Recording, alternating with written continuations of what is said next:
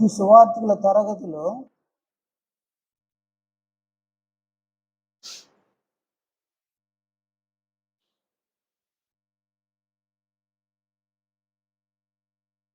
ఈ సంగతులను మనము నేర్చుకుందాం.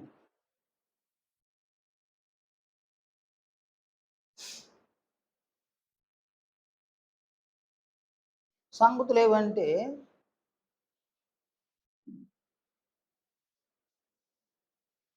సంఘములో సువార్తను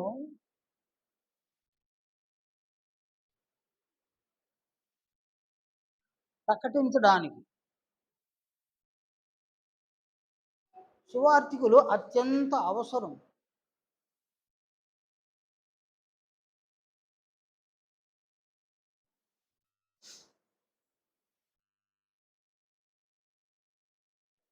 సువార్తికులు 2 వర్గాలన్నమాట.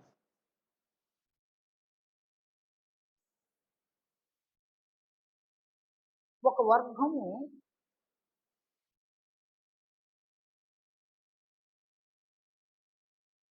నశించినటువంటి ఆత్మల యొద్దకు వెళ్ళి ప్రభువు, అపోస్తలులు ప్రకటించిన సువార్త సత్యమును వినిపించడం.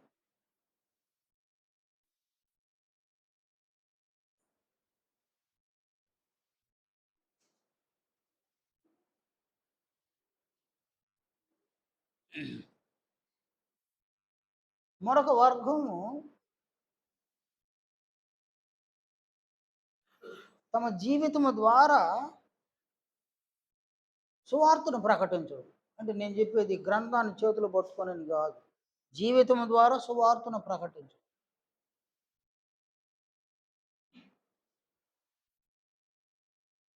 ఇవి మీకు తెలిసే ఉన్నాయి ఈ సంగతులు. కనుక ఒక సువార్తికుడు పురుషుడై ఉంటాడనమాట.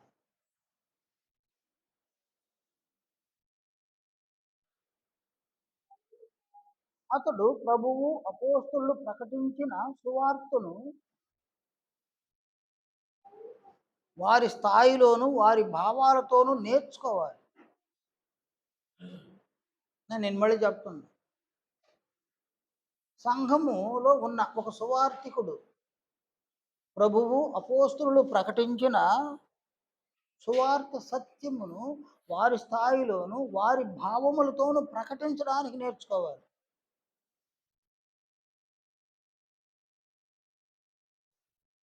అంటే దాని సంపూర్ణమైన అర్థం ఏంటంటే సువార్తికుడుగా ఉన్నవాడు సువార్త సత్యమును అనుభవపూర్వకంగా ప్రకటించడం అన్నమాట. అనగా తాను జీవించి ప్రకటించడం.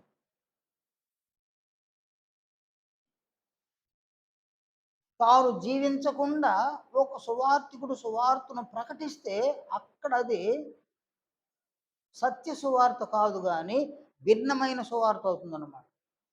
అంటే ప్రభువు, అపోస్తలులు ప్రకటించిన సువార్తకు భిన్నమైన సువార్త అవుతుంది.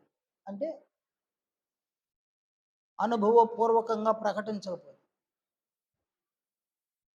లేక సువార్త సత్యమును అనుసరించి జీవించకుండా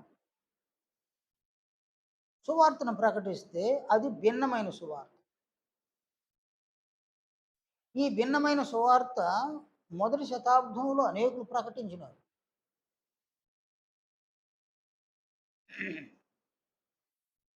గలతీ పత్రికలో అపోస్తుడైనటువంటి పౌలు ఆయన ఎంత తీవ్రమైన ఆందోళన, బాధను కలిగినాడు చూడండి.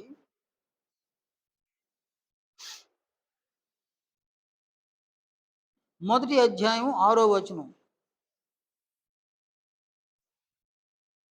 7వ వచనం కూడా. క్రీస్తు కృపను బట్టి మిమ్మును పిలిచిన వానిని విడిచి భిన్నమైన సువార్త తట్టుకు మీరెంత త్వరగా తిరిగిపోవట చూడగా నాకు ఆశ్చర్యమగుచున్నది. అది మరి ఒక సువార్త కాదు గాని క్రీస్తు సువార్తను చెరుపుగోరి మిమ్మును కలవరపరచువారు కొందరున్నారు.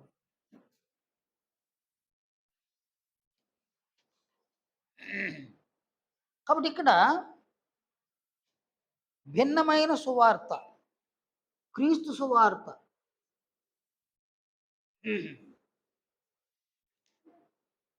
ఇప్పుడు క్రీస్తు సువార్త ఉన్నది. అలాగే క్రీస్తు సువార్తకు భిన్నమైన సువార్త ఒకటి ఉందన్నమాట.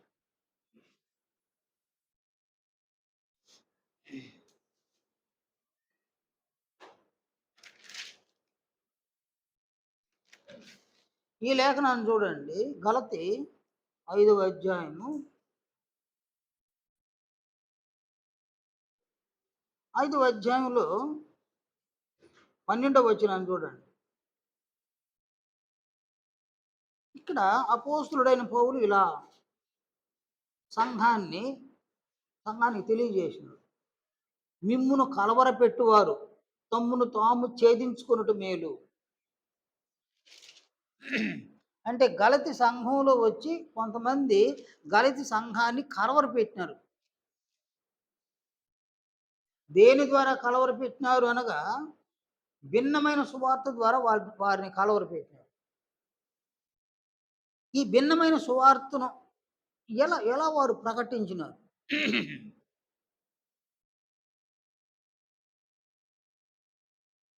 గలతి 6వ అధ్యాయం 12వ వచనం నుండి చూడండి. ఇక్కడ అపోస్తులుడైన పౌలు సెలవిచ్చిన మాటలు, శరీర విషయమందు చక్కగా అగపడగోరు వారెవరో వారు తాము క్రీస్తు యొక్క శిలువ విషయమై హింస పొందకుండుటకు మాత్రమే సున్నతి పొందవాలని మిమ్మల్ని బలవంతం చేయుచున్నారు. ఇక్కడ ఏంది నాయన? శరీర విషయమై ఎలాగ పడాలి? చక్కగా అగపడాలి. అంటే దాని అర్థం ఏంది? శరీర విషయంలో చక్కగా అగపడాలి. దాని భావం ఏందాడా? సున్నతి పొందాలి, అదన్నమాట దాని భావం. అలాంటి వాళ్ళు అంటే సున్నతి మీద ఒక కాంక్ష కలిగినటువంటి వారు, సున్నతి పట్ల ఒక అపేక్ష కలిగినటువంటి వారు, సున్నతిని గురించి ఒక ఆసక్తిని కలిగినటువంటి వారు, వారు కేవలము శరీరము విషయమై చక్కగా అగపడాలి తామైన సంఘంలో ఉన్నవారు. అందువలన సున్నతి పొందాలని గలతి సంఘంలో వాళ్ళు ప్రకటించినారన్నమాట. అది భిన్నమైన సువార్త. ఏమన్నాడు? శరీర విషయమందు చక్కగా అగపడగోరు వారెవరు వారు తాము క్రీస్తు యొక్క శిలువ విషయమై హింస పొందకుండుటకు మాత్రమే సున్నతి పొందవాలని మిమ్మల్ని బలవంతం చేయుచున్నారు. క్రీస్తు యొక్క శిలువ విషయమై హింస పొందడు. ఇదేంది నేనేది? క్రీస్తు శిలువ యందు హింస పొందడం అన్నమాట. చూడండి, ఫిలిప్పీ పత్రిక 1వ అధ్యాయం చివరి వచనంలో అపోస్తులుడైన పౌలు ఏం సెలవిచ్చినాడా? అక్కడ ఒక ఆశీర్వాదాన్ని దేవుడు మనకు అనుగ్రహించినట్టు చెప్పినాడు. క్రీస్తునందు విశ్వాసం ఉంచడం మాత్రమే గాక ఆయన పక్షమున శ్రమపడుటయు ఆయన పక్షమున మీకు అనుగ్రహింపబడిను. కనుక క్రీస్తు పక్షమున మనకు ఏం అనుగ్రహింపబడింది అంటే అది ఏంది? అది క్రైస్తవులకు ఆశీర్వాదం అన్నమాట. క్రీస్తు శిలువ విషయమై మనము శ్రమలు పొందుటకు దేవుడు మనలను సంఘంలోనికి పిలిచినాడు. ఎవరు క్రీస్తుతో కలిసి ఈ శ్రమలను పొందుతారో వారు క్రీస్తు యొక్క మహిమను పొందుతారన్నమాట. కానీ ఆనాడు ఈ భిన్నమైన సువార్తను ప్రకటించేటువంటి వారు సున్నతి పట్ల ఆసక్తిని కలిగి ఉన్నారే కానీ క్రీస్తు విషయమైన ఈ శ్రమలను పొందడానికి, ఈ హింసలను పొందడానికి వాళ్ళు అంగీకరించరు. అంటే అంతిమంగా వారు క్రీస్తు యొక్క మహిమను కాంక్షించాల. ధర్మశాస్త్ర సంబంధమైన సున్నతి విషయంలోనే వారు కాంక్ష కలిగి ఉన్నారు. కాబట్టి వాళ్ళని భిన్నమైన సువార్థికులు అని అపోస్తులుడు వారిని గురించి చెప్పినాడు అన్నమాట. కాబట్టి భిన్నమైన సువార్త అనగా క్రీస్తు మన కొరకు ఉంచిన మాదిరికరమైన జీవితాన్ని అనగా సువార్త సత్యమును అనుసరించి జీవించకుండానే సువార్తను ప్రకటించుడు. ఎవరైతే సువార్తను అనుసరించి జీవించకుండా సువార్తను ప్రకటిస్తారో వారు భిన్నమైన సువార్త. కనుక సంఘములో సువార్థికులు తయారు కావాలి, అది మంచిది. భిన్నమైన సువార్థికులుగా ఎవ్వరు తయారు కాకూడదు. మీరు దీన్ని మనసులో పెట్టుకోండి. మీరు సువార్త సేవ చేయకపోయినా పర్వాలేదు, భిన్నమైన సువార్థికులుగా మాత్రం ఉండకూడదు. ఇది ఒక సువార్థికుడు ఖచ్చితముగా తెలుసుకోవాలి, అనుసరించి అనుభవపూర్వకంగా సువార్తను ప్రకటించాలి. ఇదేది కాకుండా నేను చెప్పేస్తాను, నేను పొడిచేస్తాను, నేను చింపేస్తానంటే అందరూ అట్టటోళ్ళే ఉంటారు నన్ను లోకం. వాళ్ళ వలన ఏమి జరగదన్న ఒక ఆత్మ కూడా రక్షణ పొందు. జనాలు చేర్చుకుంటున్నారేమో, మా చర్చిలో 100 మంది ఉంటారంటాడు ఒక పాస్టర్. 100 మంది కాదు, 200 మంది కూడా ఉండొచ్చు. తిరిగి చూస్తే మళ్ళీ 30 మందికి పడిపోతారనమాట. అవునైనా తిరిగి చూస్తే 30 మంది ఉండరు. ఇంకొక పాస్టర్ చెప్తా ఉంటాడు, మా చర్చిలో 500 మంది అంటాడు. తిరిగి చూస్తే 40 మంది లేరు. ఎందువలన ఎందువలన అంటే అతడు అసలు సేవకుడు కాదు, సువార్థికుడు కాదు. అసలు అతడు ఒక భిన్నమైన సువార్థికుడు అనగా అతడు ప్రభువు అపోస్తులు ప్రకటించిన సువార్త సత్యమును అనుసరించకనే సువార్తను ప్రకటించు. దానికన్నా సువార్థికుడుగా ఉండకపోవడమే బెటర్. చూడండి, పేతురు చెప్పినటువంటి మాటలు చూడండి. ఆయన చాలా అద్భుతంగా ఈ మాటలు తెలియజేసినాడు. అని ఏమన్నాడంటే, ఇలా సెలవిచ్చినాడు.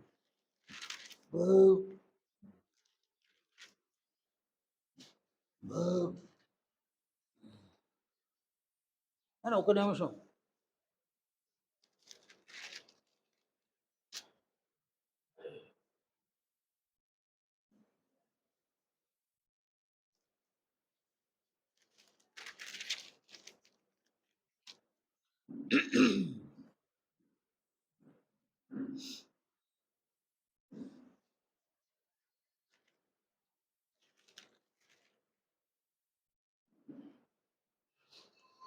యాకోబు పత్రిక, యాకోబు 3వ అధ్యాయము ఆ మొదటి 2 వచనాల్లో యాకోబు సెలవిచ్చిన మాటలు చూడండి. నా సహోదరులారా, బోధకులమైన మనము మరి కఠినమైన తీర్పు పొందుదమని తెలుసుకొని మీలో అనేకులు బోధకులు కాకుండుడి. ఏమన్నాడు ఆయన? ఎందువలన? వార్నింగ్ ఇస్తున్నాడు ఆయన. ఎందువలన? బోధకులకు కఠినమైన తీర్పు ఉందని అన్నాడు. సంఘమునకు తీర్పు ఉంది, కానీ బోధకులకు కఠినమైన తీర్పు ఉంది. 2వ వచనంలో అనేక విషయములలో మనం అందరము తప్పిపోతున్నాం. ఎవడైనను మాట యందు తప్పని ఎడల అట్టివాడు లోపం లేనివాడయి తన సర్వ శరీరమును స్వాధీనం అందించుకునే శక్తి గలవాడు. కాబట్టి అనేక మంది మాట తప్పిపోతున్నారు. అందువలన కఠినమైన తీర్పు బోధకులకు ఉన్నది కాబట్టి మీలో అనేక మంది బోధకులు కాబోకండి అని అన్నాడు. అలాగే సువార్త విషయానికి వచ్చేసరికి ఇక్కడ భిన్నమైన సువార్థికులుగా ఉండకూడదు అన్నమాట. కానీ ఇది ఒక పనినైనా, ఇది ఒక పని. ఎలాంటి పని అంటే ఆత్మలను రక్షించేటువంటి పని. నీవు ఒక ఆత్మను రక్షించాలి అని అంటే ఆ ఆత్మకు రక్షణ ఎంత అవసరమై ఉన్నదో నీకు తెలియడమే కాకుండా నీవు రక్షించేటువంటి ఆత్మకు నీ మాటల ద్వారా, నీ ప్రవర్తన, నీ క్రియల ద్వారా నీవు మాదిరిని చూపించాలన్నమాట. నీ మాటలు మాదిరి కాకపోతే, నీ ప్రవర్తన మాదిరి కాకపోతే, నీ క్రియలు మాదిరి కాకపోతే, నువ్వు ఏ ఆత్మను రక్షిస్తావు నాయన? ఆత్మను రక్షించడం అనేది సాధ్యం కాదు. కాబట్టి నీ మాటలు, నీ ప్రవర్తన, నీ క్రియలు ఇవన్నీ కూడా సువార్తను అనుసరించి ఉండాలన్నమాట. కాబట్టి సువార్తికునికి ఓర్పు ఉండాలి, సహనం ఉండాలి, దీర్ఘశాంతం ఉండాలి, ప్రేమ ఉండాలి, కనికరం ఉండాలి, దయ ఉండాలి, క్షమించేటువంటి ఆ మనస్సు ఉండాలి. ఇవన్నీ లేకపోతే, ఇవన్నీ ఉండి కూడా క్రీస్తు సువార్తను సమర్థంగా చెప్పలేకపోతే సువార్థికుడుగా ఒక ఆత్మను రక్షించడం అనేది దుస్సాధ్యం అన్నమాట.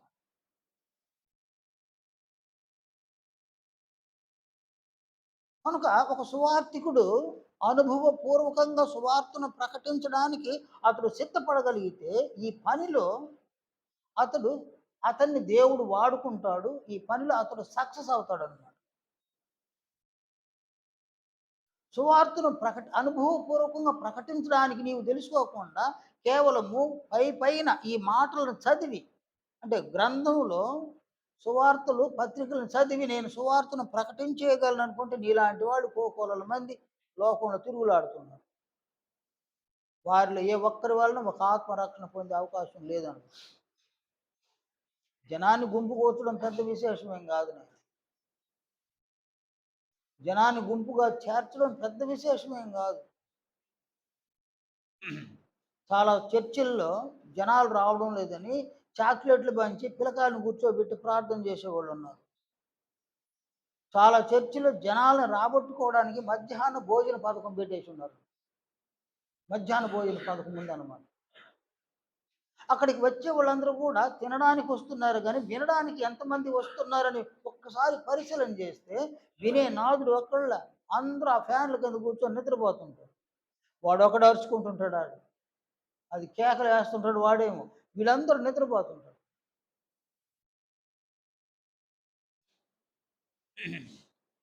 కాబట్టి జనాన్ని కూర్చడం, జనాన్ని చేర్చడం పెద్ద విశేషమేం కాదు. జనానికి ఒక చిన్న అవసరం తీరుతుందంటే కొలలు అక్కడ చేస్తారన్నమాట. ఇక్కడ ఆత్మకు రక్షణ అవసరము, ఆత్మకు క్రీస్తు యొక్క మహిమ అవసరం అనుకున్న వాళ్ళని చేర్చడం పెద్ద కష్టం అన్నమాట. కనుక నీవు ప్రకటించే సువార్త ద్వారా ఆత్మలు రక్షణ పొందలేదు అని అంటే లోపము నీలో ఉందన్నమాట. నీవు అనుభవపూర్వకంగా సువార్తను ప్రకటించడం,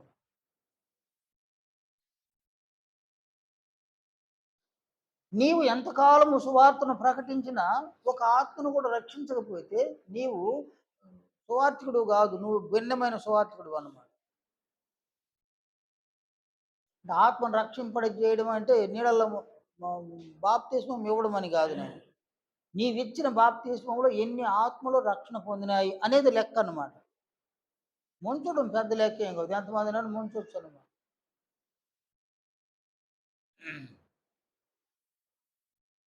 అలాగుననే మరొక వర్గం సంఘములో ఉన్న పురుషులైన వారిలో యవ్వనస్తులైన, స్త్రీలైన వారిలో యవ్వనస్తులైన ఇక్కడ జీవితాన్ని ప్రదర్శించడం అన్నమాట.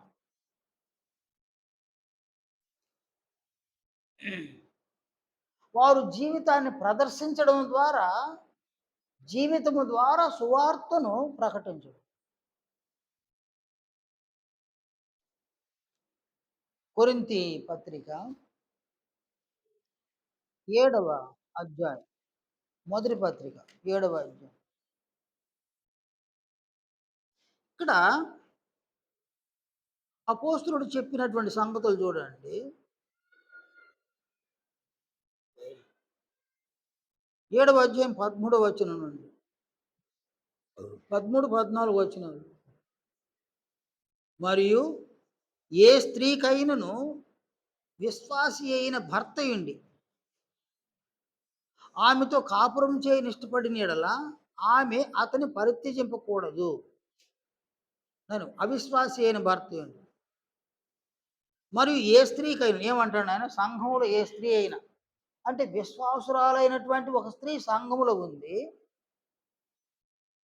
ఆ స్త్రీ యొక్క భర్త అవిశ్వాసి. అనగా అతడు క్రీస్తునందు విశ్వాసం ఉంచలేదు. ఆమె క్రీస్తునందు విశ్వాసం ఉంచింది.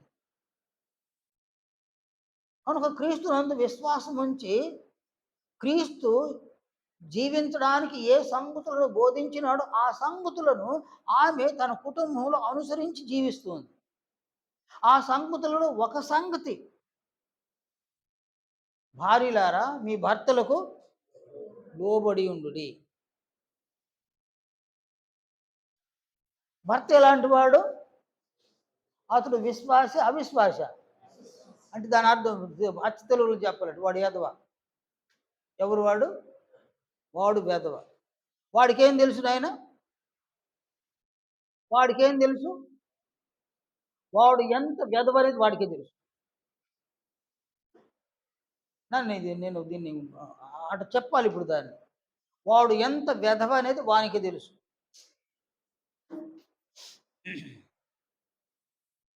వాడు తన భార్య పట్ల ఎలాంటి వైఖరి కలిగి ఉన్నాడో వాడికి తెలుసు అన్నమాట.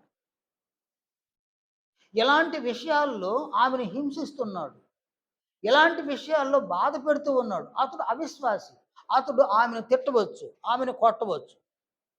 అవిశ్వాసి అతడు త్రాగుబోతై ఉండొచ్చు, అతడు జూదగాడుగా ఉండవచ్చు.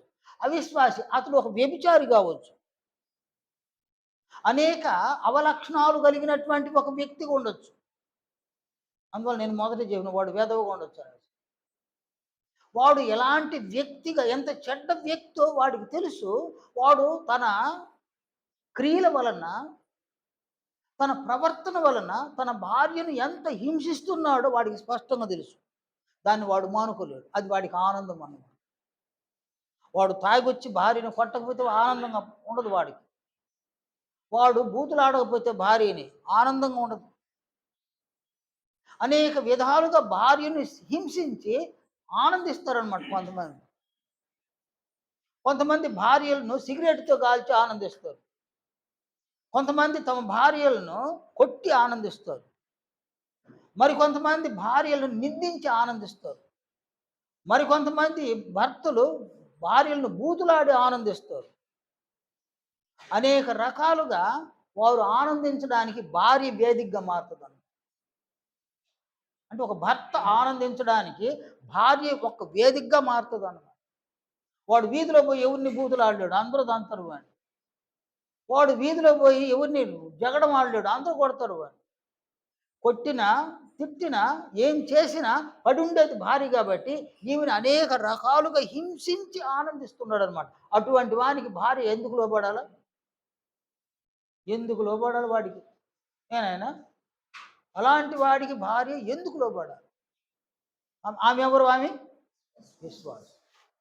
ఇప్పుడు ఆమె అనుకునేది, నా ప్రభువు అయిన క్రీస్తు యేసు ఇలా బోధించినారు. ఆయన ఏం బోధించినారంటే, భార్యలారా మీ భర్తలకు లోబడి ఉండుడి అని బోధించినారు. అందువల్ల నేనేం చేస్తాను? నా భర్తకు నేను లోబడు. అతను కొడతాడా? కొట్టని. తిడతాడా? తిట్టని. నన్ను హింసిస్తాడా? హింసించని.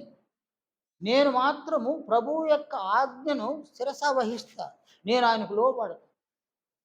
ఎందుకు కొట్టినావని అడగను, ఎందుకు తిట్టినావని కూడా అడగను.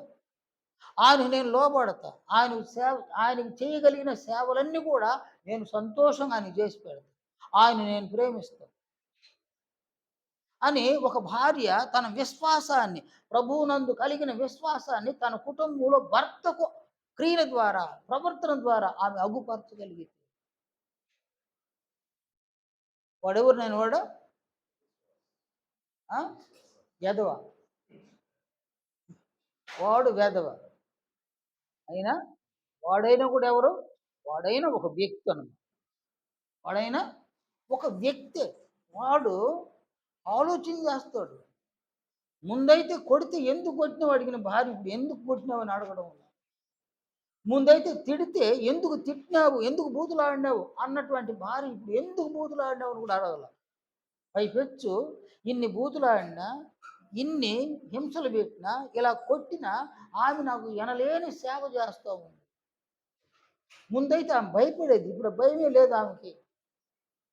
కొడితే ఎందుకు కొట్టినామని కూడా అడగడం లేదా. వాడు కూర్చొని ఆలోచన చేస్తాడు. ఆలోచన చేస్తాడు. ఒక్క రోజు కాదు, అనేక రోజులు ఆలోచన చేస్తాడు. ఒక్క రాత్రి కాదు, అనేక రాత్రులు ఆలోచన చేస్తాడు. వానిని ఆలోచనలోనికి నెట్టివేసింది ఎవరైనా? ఆలోచనలోనికి నెట్టివేసింది ఎవరినైనా? తన భార్య వారిని ఆలోచనలోకి నెట్టివేసిందన్న. వాడికి ఏం మాట్లాడలో పాలుపోదన్నమాట. ఆమె ముందు నిలవబడ్డానికి కూడా వాడికి ధైర్యం కాదు. ఆమెతో మాట్లాడడానికి కూడా వానికి అనేకం అడ్డొస్తాయన్నమాట. అయ్యో! నా భార్యను ఎంత హింసించినాను. నా భార్యను ఎన్ని బూతులాడినాను. నా భార్యను ఎన్నిసార్లు కొట్టి నేను ఆనందించినాను. నేను ఆమెను హింసించి ఆనందించగా నా నా బాగును ఆమె కోరుకునింది. నా క్షేమాన్ని ఆమె కోరుతా ఉంది. నేనంటే ఎంత ప్రేమ ఉందో ఆమెకి. నాకెంత లోబడతా ఉందో ఆమె. నేను ఆమెను హింసించినట్టు తమ తల్లిదండ్రులకు చెప్పలేదు. నేను ఆమెను కొట్టినట్లు, ఆమెను బూతులాడినట్లు ఎవ్వరికీ చెప్పుకోలేదు ఆమె. ఏమవుతుంది నాయనా?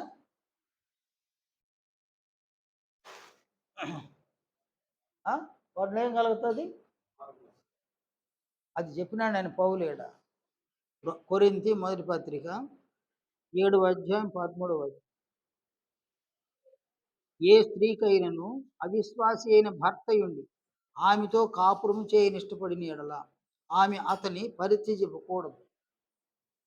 పరిత్యజించేస్తే ఏమవుతుంది? పరిత్యజించడం అంటే ఏంది నాయన? పోరా రే, నీకు ఒక నమస్కారం పోరా అనకూడదు. నీ బతుకు నువ్వు చూసుకో, నా బ్రతుకు నేను చూసుకుంటాను అని అనకూడదు.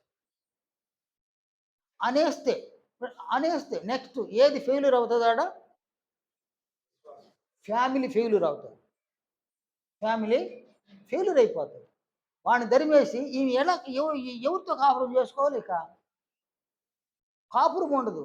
ఆమె ఉంటుంది కానీ కుటుంబం ఉండదు అన్నమాట. క్రీస్తు యొక్క మహిమను ఎక్కడ సాధించాలి? కుటుంబ స్థాయిలోనే సాధించాలి. కుటుంబమే లేకుండా క్రీస్తు మహిమను ఎలా సాధించగలము? సాధించడానికి వీలు పడదు. నీవు నీ భర్తను వెళ్ళిపోమని చెప్పేస్తే, లేక నీవు నీ భర్తను విడిచి వెళ్ళిపోతే, నీవు క్రీస్తు యొక్క మహిమను సాధించకపోతే నీవు అవిశ్వాసి, విశ్వాసురాలు కాదన్న. కనుక అంతిమంగా క్రీస్తు యొక్క మహిమను పొందుటకు నేను నా ప్రభువు యొక్క మహిమను పొందాలి. అందువలన ఆయన ఎంత హింసించినా, ఆయన ఎంత నన్ను బాధ పెట్టినా, నన్ను ఎంత అవమానపరిచిన నేను ఆయనను ప్రేమిస్తాను, ఆయనకు లోబడతాను. ఇది ప్రభువు సెలవిచ్చినటువంటి మాటలు, అపోస్తులు సెలవిచ్చినటువంటి మాటలు. ఈ మాటలకు తూచా తప్పకుండా నేను కట్టుబడి ఉన్నాను అని ఆమె కట్టుబడింది. ఆయనకేమి లేదు నేను ఇప్పుడు, ఆయనకేం లేదు, నిద్ర లేదు, ఆలోచనలు పడిపోయినాడు. ఏంది ఏం జరుగుతుంది మా ఇంట్లో? అసలు మా ఇంట్లో ఏం జరుగుతా ఉంది? నా భార్య, అయ్యో, ఆమె ఎంత హింసించినాను, ఎంత దూషించినాను, ఎంత ద్వేషించినాను, ఎన్నిసార్లు బూతులాడినాను, ఎన్నిసార్లు ఆమె శరీరం మీద దాడి చేసినాను నేను. అయ్యో, నన్ను ఎంత ప్రేమిస్తుందా, నన్ను ఎంత గౌరవిస్తుందా. నేను ఇలా చేసినట్లు తమ తల్లిదండ్రులకు చెప్పలేదు. నేను ఇలా చేసినట్టు బంధువులకు కూడా చెప్పలేదా. ఎవరైనా అడిగితే మేము బాగున్నామని అంటూ ఉందా. అందువలన అయ్యో, నేను పొరపాటు చేసినాను నా భార్య విషయం. నా భార్య విషయంలో నేను పొరపాటు చేసినాను. నేను మనసు మార్చుకున్నాను. 14వ వచనంలో, అవిశ్వాసి అయిన భర్త భార్యను బట్టి పరిశుద్ధపరచబడును. ఏమన్నాడు? అవిశ్వాసి అయిన భర్త విశ్వాసి అయిన భార్యను బట్టి పరిశుద్ధపరచబడినట్టు. దాని అర్థమైంది నాయన? పరిశుద్ధపరచబడినటువంటి అర్థమైంది. పరిశుద్ధపరచబడడానికి ముందేం జరుగుతుంది? వారి మనసు కదనైనా. తర్వాత విమోచన, రక్షణ, బాప్తిసంలో రక్షణ అన్ని జరిగిపోయినాయి. ఇప్పుడు పరిశుద్ధపరచబడి ఎవరి వలన పరిశుద్ధపరచబడ్డాడు? ఎవరి వలన? విశ్వాసి అయిన భార్య వలన. కాబట్టి ఆ భార్య నుంచి ఆయనకేం ప్రకటింపబడింది? దేని ద్వారా ప్రకటింపబడింది? జీవితం. అలాగే అలాగునని విశ్వాసి అయిన భర్త ఉన్నాడు. అవిశ్వాస అవిశ్వాసురాలైన భార్య ఉంది. విశ్వాసి అయిన భర్త అవిశ్వాసి అయిన భార్యను పరిత్యజించకూడదు. ఆయన ఏం చేయాలంటే, భార్యలు ఉన్నారు నాయన, భర్త బాహాటంగా తిట్టి కొట్టి ఆనందిస్తాడు. భార్యలు అట్ట కాదు, సూటిపోటి మాటలతో వాడిని చంపేసి ఆనందిస్తాడు. భర్త ఒక్క సంవత్సరం కొట్టుంటాడు దెబ్బలు, ఎన్ని దెబ్బలు కొట్టుంటాడు. ఒక్క సంవత్సరం కొడితే ఎంత బాధ కలిగిందో ఆమెకి, అంత బాధ చిన్న మాటలో వాడికి కలుగుతుంది అనమాట బాధ. వాడికి ఏమనిపిస్తుంది అంటే, చచ్చిపోదామా అనిపిస్తుంది అనమాట. చచ్చిపోదాము అని అనిపిస్తుంది. మన భార్యల దగ్గర బహు జాగ్రత్తగా ఉండాలి నేను. భార్యల దగ్గర ఏదో సినిమా వచ్చింది, దొంగలు ఉన్నారు జాగ్రత్త. కుటుంబాల్లో భర్తలు భార్యలు ఉన్నారు జాగ్రత్త అని ఉండాలన్నమాట.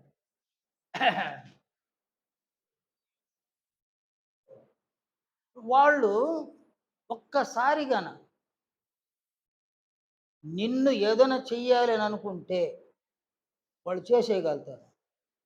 ఒక మగవాడు ఏం లేదు, కొడతాడు, తిడతాడు, బూతులు ఆడతాడు, దీనికి మించి వాడేం చేయలేడు. కానీ ఒక భార్య భర్తను ఎన్ని కోణములలో అవమానపరచాలనో అన్ని కోణాల్లోనూ అవమానపరుస్తుంది, అనుకునేస్తారు. అందువల్ల వాళ్ళ దగ్గర బహు జాగ్రత్తగా ఉండాలి, చాలా జాగ్రత్తగా ఉండాలి. నీ భార్య అవిశ్వాసురాలు, అతడు విశ్వాసి అయిన భర్త, కానీ అతడు ఆమెను పరిత్యజింపకూడదు. అతడు క్రీస్తు యేసునందు తనకు కలిగిన విశ్వాసమును అనుసరించి అతడు ఆమె ఎడల ప్రవర్తనను చూపించాలి, జీవితాన్ని అగుపరచాలి. ప్రభువు ఏం బోధించినాడు? మీ భార్యలను ప్రేమించుడి. ఎలా ప్రేమించమన్నాడు ఆయన? మీ సొంత శరీరమును వలె ప్రేమించుడి. నీవు నీ భార్యను, ఒక వ్యక్తి తన భార్యను తన సొంత శరీరమునకు వలె ప్రేమించగలిగితే,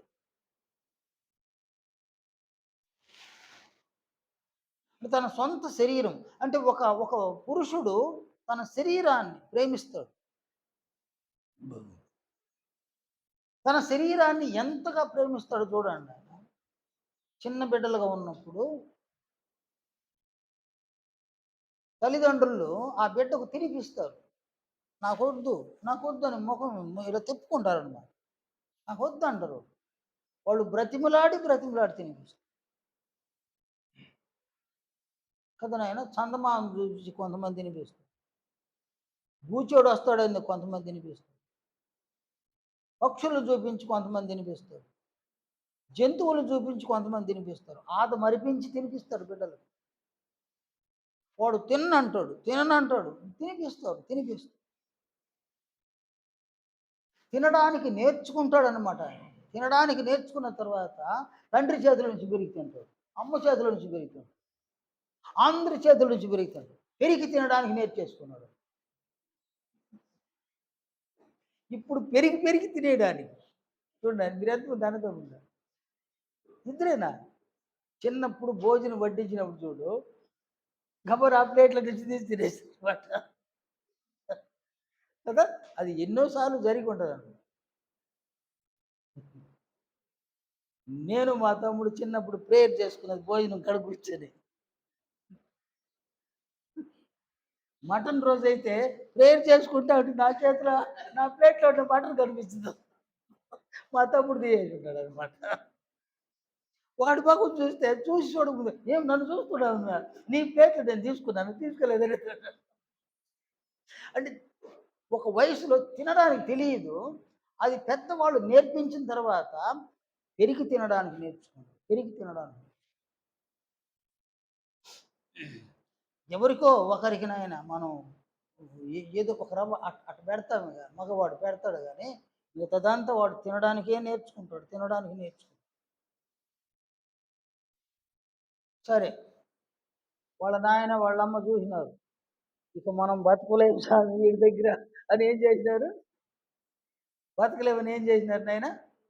వివాహం చేసినారు. కదా నాయన? వివాహమైన ఆ రోజు నుంచి ఎవరి దగ్గర పెరిగి తింటుంటాడు?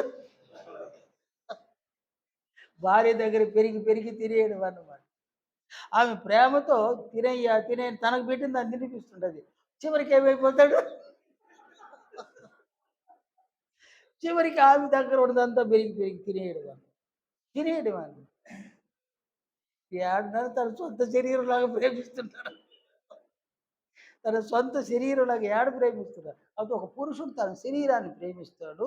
వివాహమైన పురుషుడు తన సొంత శరీరముల వలె తన భార్యను ప్రేమించాడు. ఆమె అవిశ్వాసురాలు కావచ్చు. కానీ తాను విశ్వాసి. కనుక ఆయన మాట్లాడే మాటలు ఆమెకు గౌరవాన్ని కలిగించాలి. ఆమెకు ఘనతను కలిగించాలి. ఆయన తన శరీరానికి ఏవేవి సమకూర్చుకోవాలనుకుంటున్నాడో, అలాగున తన భార్య యొక్క శరీరాన్ని కూడా సమకూర్చాలి.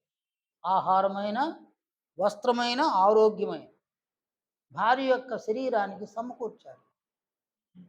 ఎందుకంటే ఆమె ఎవరు? భార్య అంటే ఎవరినైనా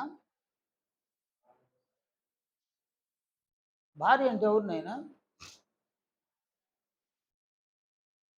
నీ శరీరములో సగభాగం.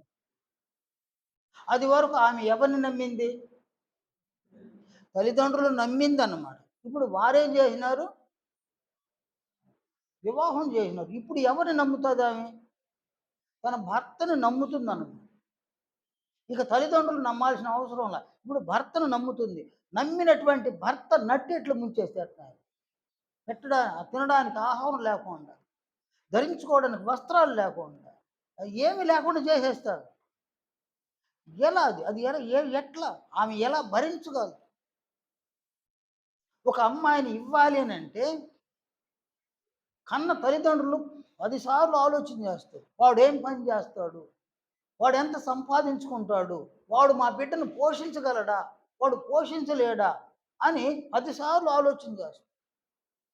ఎవరైనా బలవంతంగా వచ్చి బంధుత్వం గదా! నువ్వివ్వకపోతే ఎట్లా? కూర్చో నాకు సరే. నిజమే బంధుత్వమే ఇస్తాను నీ మాట విని. వాడెలా పోషిస్తాడు? వాడు ఏ పని చేయడు కదా! ఎలా పోషిస్తాడు అని ప్రశ్నిస్తాడు. ఎందుకంటే కన్న కూతురన్నమాట. ఆ బిడ్డ ఇచ్చిన తర్వాత ఆమెను పోషించేవాడు గావాలి. ఆమెను సంరక్షించేవాడు గావాలి. వాడు ఏ పని లేని వాడైతే వాడెలా నా బిడ్డను పోషిస్తాడు, సంరక్షిస్తాడు?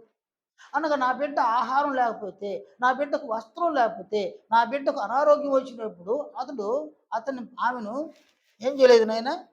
సంరక్షించకపోతే నా బిడ్డ పరిస్థితి ఏంది అని తల్లిదండ్రులు 10 సార్లు ఆలోచన చేస్తారు. కానీ ఇవేవో మాయ మాటలన్నీ వాళ్ళకి చెప్పేసి పాపం పెళ్లి చేసుకొని వచ్చేసి ఆమెకి పెట్టకుండా, ఆమెకు వస్త్రాలు తీసేయకుండా, ఆమె దగ్గర ఆమె తినేదాన్ని కూడా పెరిగి పెరిగి తినేసి ఏంది నన్ను పరిస్థితి? అత్తగారింట్లో ఉన్న కోడలు చూడండి ఆయన. అత్తగారింట్లో కోడలు చూడండి ఎట్టుండారు. మీకెవరైనా కోడళ్ళు వచ్చున్నారు? నాకు కోడలు వచ్చిందనమాట. మీకెవరికైనా వచ్చున్నారు కోడళ్ళ? అత్తగారి ఇళ్ళల్లో కోడళ్ళు ఎలా ఉన్నాయి? ఆమె వంట చేయాలి. ఆమె అన్ని పనులు చేయాలి. అన్ని పనులు చేసి ఆ వంటను వండి ఆడబెట్టాలి. ఇంత ఇంతగా కష్టపడి పని చేసిన ఆమెకి స్వతంత్రంగా తినడానికి ఉండదు ఆ ఇంట్లో. ఉండదు నాయన. ఆమె రావాల. అత్తగారు వచ్చి పంచి పెట్టాలన్నమాట. ఆమె ఏ ఊరికి పంచుతుంది? నేను బస్సులో వస్తున్నాను నేను. ఒక బస్సులో ప్రయాణం అయి వస్తున్నాను. ఇలా కూర్చోండి. నా ముందు సీట్‌లో భార్యాభర్తలు ఇద్దరు కూర్చోండారు. ఆమె ఫోన్ వచ్చింది వాళ్ళకి. ఆ ఫోన్ తీసుకొని చెవి కాడ పెట్టుకుంది. స్పీకర్ ఆన్ చేసి చెవి కాడ పెట్టుకుంది నన్ను. ఇట్ట మాట్లాడితే ఈడ పెట్టుకునిందన్నమాట. సరే. తన కూతురు మాట్లాడుతూ ఉంది. అమ్మా! అమ్మా! ఎక్కడొస్తున్నారమ్మా? ఏమ్మా! ఏమ్మా! ఇంకొక అర్ధ గంటలో వచ్చేస్తామమ్మా. అంత అంత బాగా ప్రేమతో మాట్లాడుతుంది కూతురుతో. ఇంకా అర్ధ గంటలో వచ్చేస్తావు నాయన. ఏమి నాయనా? ఏమేమా? సరే. అమ్మ పిల్లకాయలకి అన్నం లేదమ్మా. నేను ఇంటికాడికి పోయి అన్నోళ్ళ ఇంటికాడ అన్నం తెచ్చుకుంటానమ్మా. నువ్వు చెప్పమ్మా, వదినకి చెప్పమ్మా నువ్వని. ఏ దానికేంది చెప్పేదేమో. దానికేం చెప్పేది. పో నువ్వు పో యేసుకొని పో. ఎంత అన్నం కావాలనో, ఎంత కూర కావాలో యేసుకొని పో. అంతా యేసుకొని పోయి పెట్టమ్మా. వదినకి కావాలి కదా! అది తినకపోతే నీకేమమ్మా?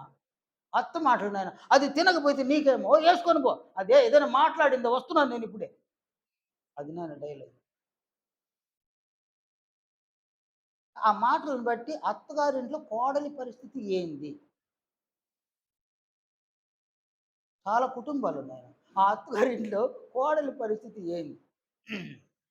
స్వాతంత్ర్యంగా పనులైతే చేయించుకుంటారు గానీ, తినడానికొచ్చేసరికి అత్త పెడితేనే తినాలి. సరే ఆమొచ్చింది. ఆమె కొడుక్కి బెడతది. తిన్నాయన, తిన్నాయన, తిన్నాయన బెడతది. భర్తకి పెట్టేస్తది. బిడ్డలుంటే బిడ్డలకు పెట్టేస్తది. చిన్న చిన్న బిడ్డలుంటే ఒకటి పెట్టేస్తది. కోడల దగ్గరికొచ్చేసరికి అయిపోయి ఉంటది అక్కడ. అక్కడికి అయిపోయి ఉంటది. ఆమె ఏం చేయాలి ఏదో ఒక రవ్వ పెట్టుంటది. ఇంక పెట్టకపోతే చుట్టూ ఉండేవాళ్ళు తిట్టరా? అందుకోసం పెడతదనమాట. ఆమె దాన్ని తినాల. దాన్ని కూడా ఆమె తినేదానికి కూర్చునేసరికి భర్త వచ్చి ముందు కూర్చుంటే ఏం చేస్తారు ఆయన?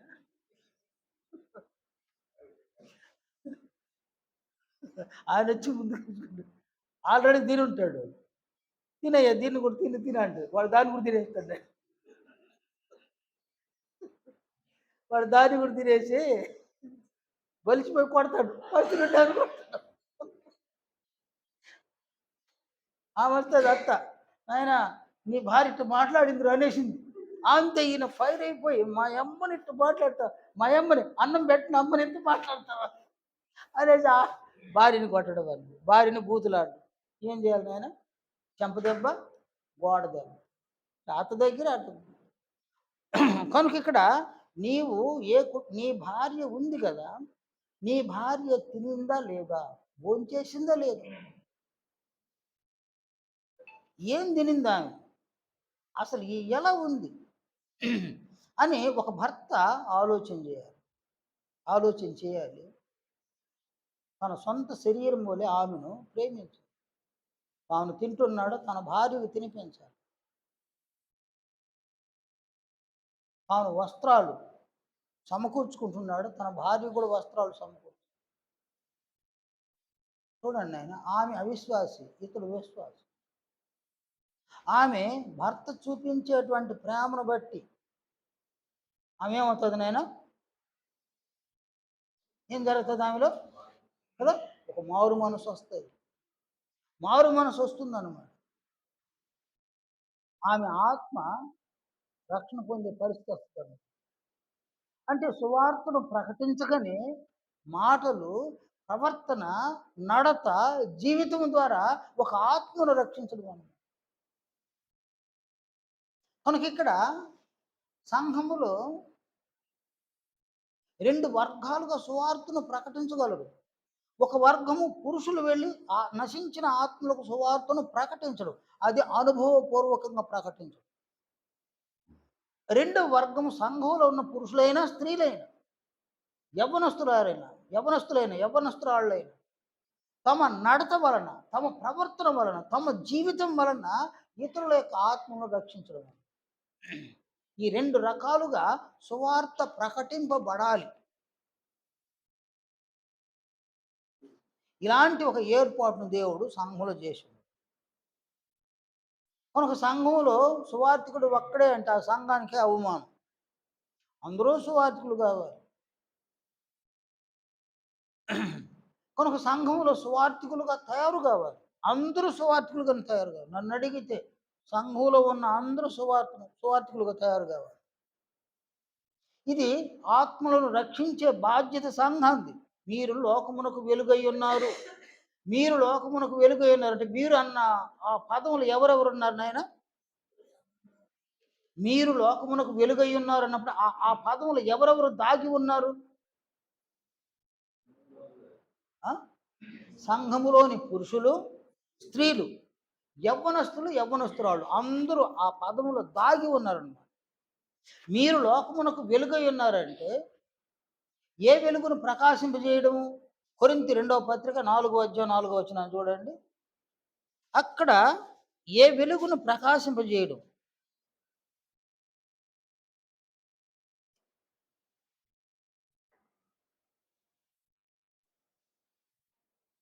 దేవుని స్వరూపి అయ్యున్న క్రీస్తు మహిమను కనుపరచు సువార్త ప్రకాశం. ఏ ప్రకాశం అది? సువార్త ప్రకాశం.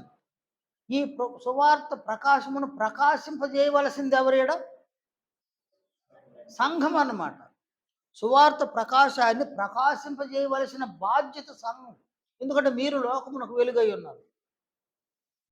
కనుక ఈ లోకమునకు వెలుగై ఉన్నటువంటి వారిలో ఎవరెవరు ఉన్నారంటే సంఘంలో పురుషులు ఉన్నారు, స్త్రీలు ఉన్నారు. కనుక సువార్తను ప్రకాశింప చేయవలసినటువంటి బాధ్యత ఎవరెవరు కలిగి ఉన్నారు సంఘంలో? స్త్రీ పురుషులు ఇద్దరు ఈ ఈ ఈ పాత్రను కలిగి ఉన్నారన్నమాట. పురుషులైతే ఎలా ప్రకటించాలి? అనుభవపూర్వకంగా వెళ్ళి నశించిన ఆత్మలకు సువార్తను అలా కూర్చొని ప్రకటించాలి. స్త్రీలైతే ఎలా ప్రకటించాలి? మిగిలిన వారైతే ఎలా ప్రకటించాలి నాయన? తమ తమ జీవితం ద్వారా సువార్తను ప్రకటించాలి. ఇది ఒక బాధ్యత సంఘంలో. కనుక ఇక్కడ అనుభవపూర్వకంగా నువ్వు సువార్తను ప్రకటించకపోతే నీవెవరవు? నీవు ఒక భిన్నమైన సువార్తికుడు. ఎందుకంటే నీవు ఒక పనిగా వెళుతున్నావు, సువార్తను ప్రకటించడానికే వెళుతున్నావు. నీవు భిన్నమైన సువార్తికుడు. నీ వలన ఒక చిన్న ఆత్మ కూడా రక్షణ పొందదు. ఒక ఆత్మ కూడా రక్షించలేవు అన్నమాట. అలాగే సంఘములో ఉన్నవారు తమ జీవితం ద్వారా సువార్తను ప్రకటించకపోతే ఎప్పటికీ ఒక ఆత్మను వారు రక్షించలేరు అన్నమాట. ఆ సంఘం ఉంటే ఏమి లేకపోతే ఏమినైనా, ఆ సంఘం ఉంటే ఏమి లేకపోతే.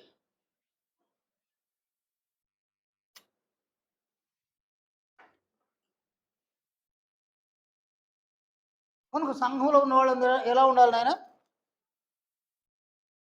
సంఘంలో ఉన్న వాళ్ళందరూ ఎలా ఉండాలి? లోకమునకు వెలుగై ఉండాలి. అంటే దాంట్లో ఎవరెవరు ఉన్నారు సంఘంలో? పురుషులు, స్త్రీలు అందరూ లోకానికి వెలుగై ఉండాలి.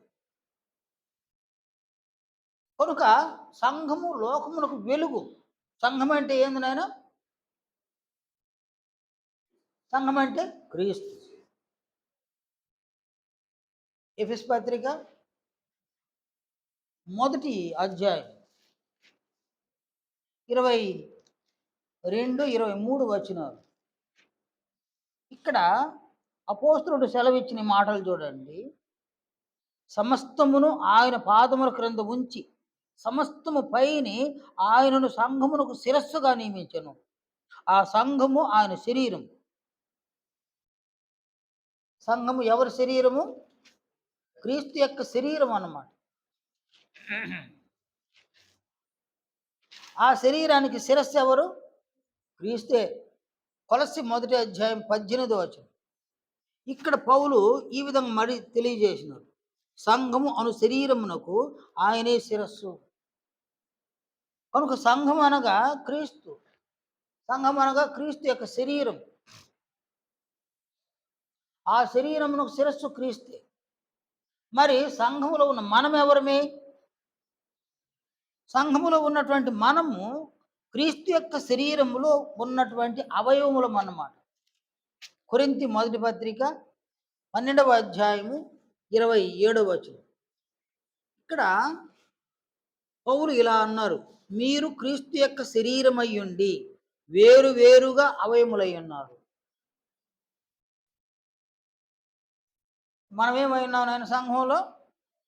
క్రీస్తు యొక్క శరీరమై ఉండి వేరు వేరుగా అవయవములై ఉన్నాం అన్నమాట.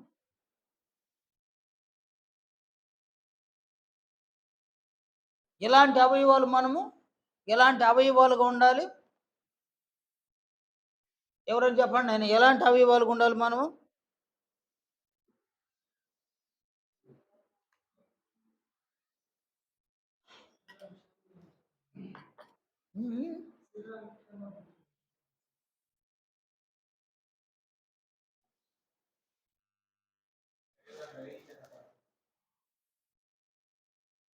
ఎలాంటి అవయవాలుగా ఉండాలి? అవయవములు అంటే దాని నిర్వచనం ఏంది నాయనా? అవయవములు అనగా దాని నిర్వచనం. ఆ? అవి బాగాలేబ్బా. ఎఫ్ఎస్సి అంటే అవయవాలు అనగా దాని నిర్వచనం. శరీరమునకు క్షేమాభివృద్ధి కలుగుజేయు సాధనములు అన్నమాట. శరీరమునకు క్షేమాభివృద్ధిని కలుగుజేయు సాధనములు నిర్వచనం. ఎఫెసీ 4వ అధ్యాయము 13వ వచనంలో పరిశుద్ధులు సంపూర్ణులగునట్లు క్రీస్తు శరీరము క్షేమాభివృద్ధి చెందుటకును. క్రీస్తు శరీరం ఏం కావాలి? క్రీస్తు యొక్క శరీరము క్షేమాభివృద్ధి చెందాలంటే అది దేని మీద ఆధారపడింది? అవయవాల మీద ఆధారపడి. నీ శరీరము క్షేమాభివృద్ధి చెందాలి అంటే నీ శరీరములో ఉన్న అవయవాల మీద అది ఆధారపడి ఉందన్నమాట. అలాగుననే క్రీస్తు యొక్క శరీరము క్షేమాభివృద్ధి చెందాలి అంటే క్రీస్తు శరీరములో ఉన్న అవయవాల వలన అది సాధ్యమవుతుందన్నమాట.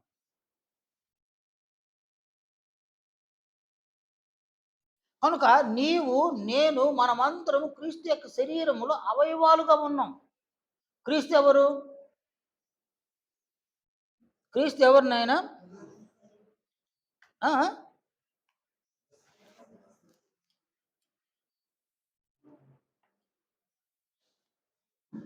అంటే అనేక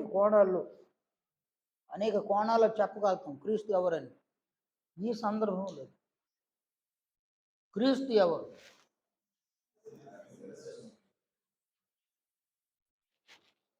యోహాను సువార్త 8:12. యోహాను సువార్త 8వ అధ్యాయం 12వ వచనంలో క్రీస్తు నేను లోకమునకు వెలుగై ఉన్నాను. క్రీస్తు ఎవరు? సంఘం ఎవరు? మీరు లోకమునకు వెలుగై. క్రీస్తు వెలుగై ఉన్నారు. సంఘములను వ్యక్తులు కూడా వెలుగు. అంటే మనం వెలుగు. ఎలా వెలుగు? మనము మనుషులు దీపము వెలిగించి కొంచెము క్రింద పెట్టరు, కానీ అది ఇంటి నుండి వారికి అందరికీ వెలుగుచ్చుటకై దీపస్తంభం మీదనే పెట్టుదురు. అంటే మనల్ని దేవుడు ఎక్కడ పెట్టున్నాడు? ఆయన ఎలా పెట్టున్నాడు? దీపాలుగా, ఆరిపోయిన దీపాలని వెలిగించి పెట్టున్నాడు ఆయన. సామెతలు 20వ అధ్యాయం 27వ వచనంలో నరుని ఆత్మ యెహోవా పెట్టిన దీపం. మన ఆత్మలను దేవుడు దీపముగా పెట్టినాడు, వెలిగించినాడు. ఆరిపోయిన దీపాలని ఆయన వెలిగించి దీపస్తంభం మీద పెట్టినాడు. అనేక దీపాలు మనము వెలుగును, మనం వెలుగు అన్నమాట. తెస్సలోనిలకు రాసిన మొదటి పత్రిక 5వ అధ్యాయం 5వ వచనంలో మీరందరూ వెలుగు సంబంధులను పగటి సంబంధులనై ఉన్నారు. మీరు రాత్రి సంబంధులు గారు, చీకటి సంబంధులు కారు అని అపోస్తులుడు అక్కడ బోధించినాడు. కనుక క్రీస్తు యొక్క క్రీస్తు వెలుగు. క్రీస్తు యేసు యొక్క తండ్రి అయిన దేవుడు వెలుగు. యోహాను రాసిన మొదటి పత్రిక 1వ అధ్యాయం 5వ వచనం దేవుడు వెలుగై ఉన్నాడు. ఆయన యందు చీకటి ఎంత మాత్రం లేదు.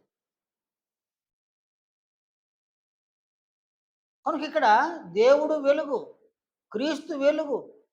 క్రీస్తు శరీరములో ఉన్న అవయవాలు కూడా ఎలా ఉండాలంటాడు ఆయన? వెలుగుమయంగా ఉండాలి. పగటి సంబంధులు, వెలుగు సంబంధులు అయి ఉండాలి. ఎందుకంటే క్రీస్తు యొక్క శరీరములో మనం అవయవాలు. ఒక సామాన్యమైన వ్యక్తి శరీరంలో కాదు, ఈ లోకమునకు వెలుగై ఉన్న క్రీస్తు యొక్క శరీరములో అవయవాలు. ఈ అవయవాల వలన శరీరానికి ఏం జరగాలి? క్షేమాభివృద్ధి కలగాలి. నీ శరీరములో ఉన్నటువంటి అవయవాల ద్వారా నీ శరీరమునకు క్షేమాభివృద్ధి కలుగుతుందన్నమాట. ఒకరు క్షేమంగా ఉన్నారు అంటే ఎలా సాధ్యం? అది ఎలా క్షేమంగా ఉన్నారు? డబ్బు ఉందని క్షేమంగా ఉన్నారా? ఆస్తులున్నాయని క్షేమంగా ఉన్నారా? అధికారం ఉందని క్షేమంగా ఉన్నారా? బాగా సంపాదించేస్తున్నారని క్షేమంగా ఉన్నారు? ఇవన్నీ ఉత్త మాటలు నాయన, ఎన్ని ఉత్త మాటలు. వాని శరీరములో ఉన్న అవయవాలన్నీ కూడా అవి సక్రమంగా శరీరం యొక్క అభివృద్ధి కొరకు పనిచేస్తున్నాయి. అందువలన వారి శరీరం క్షేమంగా. కడుపు పెరిగిపోయింది, నన్ను పెద్దదిగా పెరిగిపోయింది కడుపు. వాడి శరీరానికి క్షేమమా? కాదు కాదు, అది క్షేమం కాదు. ఒక చెయ్యి మామూలుగానే ఉంది, మరొక చెయ్యి ఎండిపోయిందనమాట. సన్నగా ఎండిపోయిందనమాట ఒక చెయ్యి. ఈ ఎండిపోయినటువంటి చెయ్యి వలన శరీరానికి క్షేమమా? లేదు. లేదన్నమాట. అంటే ఒక శరీరములో అవయవాలు ఒక్కొక్క అవయవము ఏ ఏ పరిమాణములో ఉండాలనో, ఒక్కొక్క అవయవము ఏ ఏ పని చేయడానికి దేవుడు ఏర్పరిచినాడో, ఆ అవయవాలు ఆ పరిమాణములో ఉండి, ఆ పనులను చేయడం ద్వారా శరీరానికి క్షేమం అన్నమాట. కొంతమంది ముక్కు ఇంత పొడుపు ఉంటుంది. కేసీఆర్‌కి ఇంత పొడుగుంటది ముక్కు. అది వికారంగా ఉంటుందన్నమాట. మొన్న ఒక యూట్యూబ్‌లో చూస్తే నేను, ప్రపంచంలో ఓ 10 మందిని చూపిస్తున్నాడు. ఒకరికి నాలుక ఇంత పొడుగునొస్తది నేను. ఒకరికి ముక్కయితే ఇంత పొడుగుంది ముక్కు. ఒకరిని చూస్తే అమ్మాయి నాయన ఇంత పొడుగుంది నాయన అమ్మాయి. ఓ 8 అడుగులు పొడుగుంది. మనం ఆ అమ్మాయిని ఇట్లా చూడాల. ఒక 10 మంది ఒక వింతలను చూపించినాడన్నమాట. శరీరంలో అమర్చబడినటువంటి అవయవాలు ఏ పరిమాణములో ఉండాలనో, ఆ పరిమాణములో అవి లేకపోతే శరీరానికి క్షేమం కాదు. శరీరంలో దేవుడు ఏర్పరిచిన అవయవాలు ఏ ఏ పనులు చేయడానికి ఏర్పరిచినాడో, ఆ పనులను అవి చేయకపోతే క్షేమం కాదు శరీరానికి.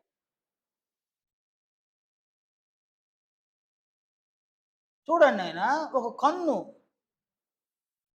పోయింది, కంటి చూపు పోయింది. వాడేమైనాడు? వాడు గుడ్డివాడు. వాడిని ఏమని పిలుస్తారు? ఆ కన్ను పని చేయలా, దాన్ని బట్టి వానికి అవమానం, గుడ్డివాడు అని అంటారు. ఒక చేయలేదు ఒకడికి, వాడిని ఏమంటున్నారు నాయన? కుంటి అంటే కాలు పోయితే వీడు మొండోడు అనమాట, మొండివాడు. వాడిని, వాడికి పేరు ఉంటుంది కానీ వాడిని ఇలా పిలుస్తారు, మొండోడు రా, ఆ మొండోడు ఉన్నాడు. ఒకడికి కాలు లేదు, వాడి పేరుతో పిలవరు, వాడు కుంటోడు ఉన్నాడు అని అంటారు. ఒకడికి చెవు వినబడలా, చెవు పని చేయాల, వాడిని చెవిటోడని పిలుస్తారు. ఒకరికి స్వరం రావడం వల్ల వాడిని మూకోడని పిలుస్తారు. అంటే ఒకరి శరీరంలోని అవయవాలు వానికి ఘనతను, గౌరవాన్ని కలుగు చేస్తాయి. వాని శరీరంలో ఉన్న అవయవాలు ఏదైనా ఒక లోపం జరిగితే, ఆ లోపమైన అవయవాల వలన వానికి అవమానం అన్నమాట. ఒక శరీరానికి క్షేమము అవయవాల వలనే, ఒక శరీరానికి అవమానము కూడా అవయవాల వలనే. కనుక మనము క్రీస్తు యొక్క శరీరముల అవయవాలుగా ఉన్నాం. ఈ లేఖనం చూడండి ఆయన, కొరింథీ మొదటి పత్రిక 12వ అధ్యాయం. ఇక్కడ అపోస్తలుడు సెలవిచ్చిన ఈ మాటలు చూడండి. 12వ అధ్యాయం 13వ వచనం నుంచి నేను చదువుతాను, 18వ వచనం వరకు చదువుతాను. ఎలాగనగా యూదులమైనను, గ్రీసు దేశస్థులమైనను, దాసులమైనను, స్వతంత్రులమైనను మనమందరము ఒక్క శరీరములోనికి ఒక్క ఆత్మ యందే బాప్తిస్మము పొందితిమి. మనమందరము ఒక్క ఆత్మను పానము చేసిన వారమైతిమి. శరీరం ఒక్కటే అవయవముగా ఉండక అనేకమైన అవయములుగా ఉన్నది. 15వ వచనం, నేను చెయ్యి కాను గనుక శరీరంలోని దానను కానని పాదము చెప్పినంత మాత్రమున శరీరంలోనిది కాకపోలేదు. మరియు నేను కన్ను కాను గనుక శరీరంలోని దానను కానని చెవి చెప్పినంత మాత్రమున శరీరంలోనిది కాకపోలేదు. శరీరం అంతయు కన్నైతే వినుట ఎక్కడ? అంతయు వినుట అయితే వాసన చూచుట ఎక్కడ? సరేనా? శరీరం అంతయు కన్ను అయితే వినుట ఎక్కడ? వినేది ఏది? అంతా వినుట అయితే వాసన చూచుట ఎక్కడ? వాసన చూసేది ఏది? కనుక ఈ అవయవాలన్నీ కూడా ఎక్కడున్నాయి? కాబట్టి నెక్స్ట్ ఏమంటాడు? 18వ వచనం, అయితే దేవుడు అవయములలో ప్రతి దానిని తన చిత్త ప్రకారం శరీరంలో ఉంచెను. ఎవరి శరీరంలో ఉంచినాడు ఆయన? క్రీస్తు యొక్క శరీరములో ఎవరి నుంచినాడు ఆయన అవయవాలుగా? 13వ వచనం. యూదులు, గ్రీసు దేశస్థులు, దాసులు, స్వాతంత్రులు వీరందరినీ బాప్తిస్మంలో రక్షించి క్రీస్తు యొక్క శరీరములో అవయవాలుగా రూపొందించినాడు దేవుడు. కాబట్టి ఒకడు కన్ను కావచ్చు, ఒకరు చెవి కావచ్చు, ఒకరు ముక్కు కావచ్చు, ఒకరు చెయ్యి కావచ్చు, ఒకరు నాలుగు కావచ్చు, ఒకరు పెదవులు కావచ్చు, ఒకరు పాదములు కావచ్చు. క్రీస్తు యొక్క శరీరములు దేవుడు నిన్ను ఏ అవయవముగా ఉంచున్నాడు దానిని మొదట నీవు తెలిసేసుకోవాలను. నీవు శరీరములో ఎలాంటి అవయవముగా రూపొందించబడి ఉన్నావో నీవు ఎరగాలి దాన్ని. నేను క్రీస్తు యొక్క శరీరంలో ఫలానా అవయవాన్ని. అవయవం ఏం చేయాలి నాయనా? అవయవం వలన ఏం జరగాలి? శరీరమునకు క్షేమాభివృద్ధి కలగాలి. ఒక అవయవము తన పరిమాణంలో అది పనిచేస్తూ ఉండగా శరీరానికి క్షేమాభివృద్ధి.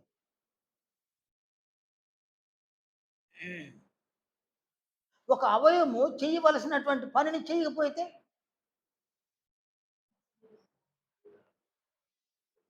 ప్రభు అంటాడు ఆయన, వ్యభిచారము చేయవద్దని చెప్పబడిన మాట మీరు విన్నారు కదా, నేను మీతో చెప్పినదేమనగా ఒక స్త్రీని మోహపు చూపుతో చూసి ప్రతివాడు అప్పుడే తన హృదయం మందు ఆమెతో వ్యభిచారం చేసిన వాడగును.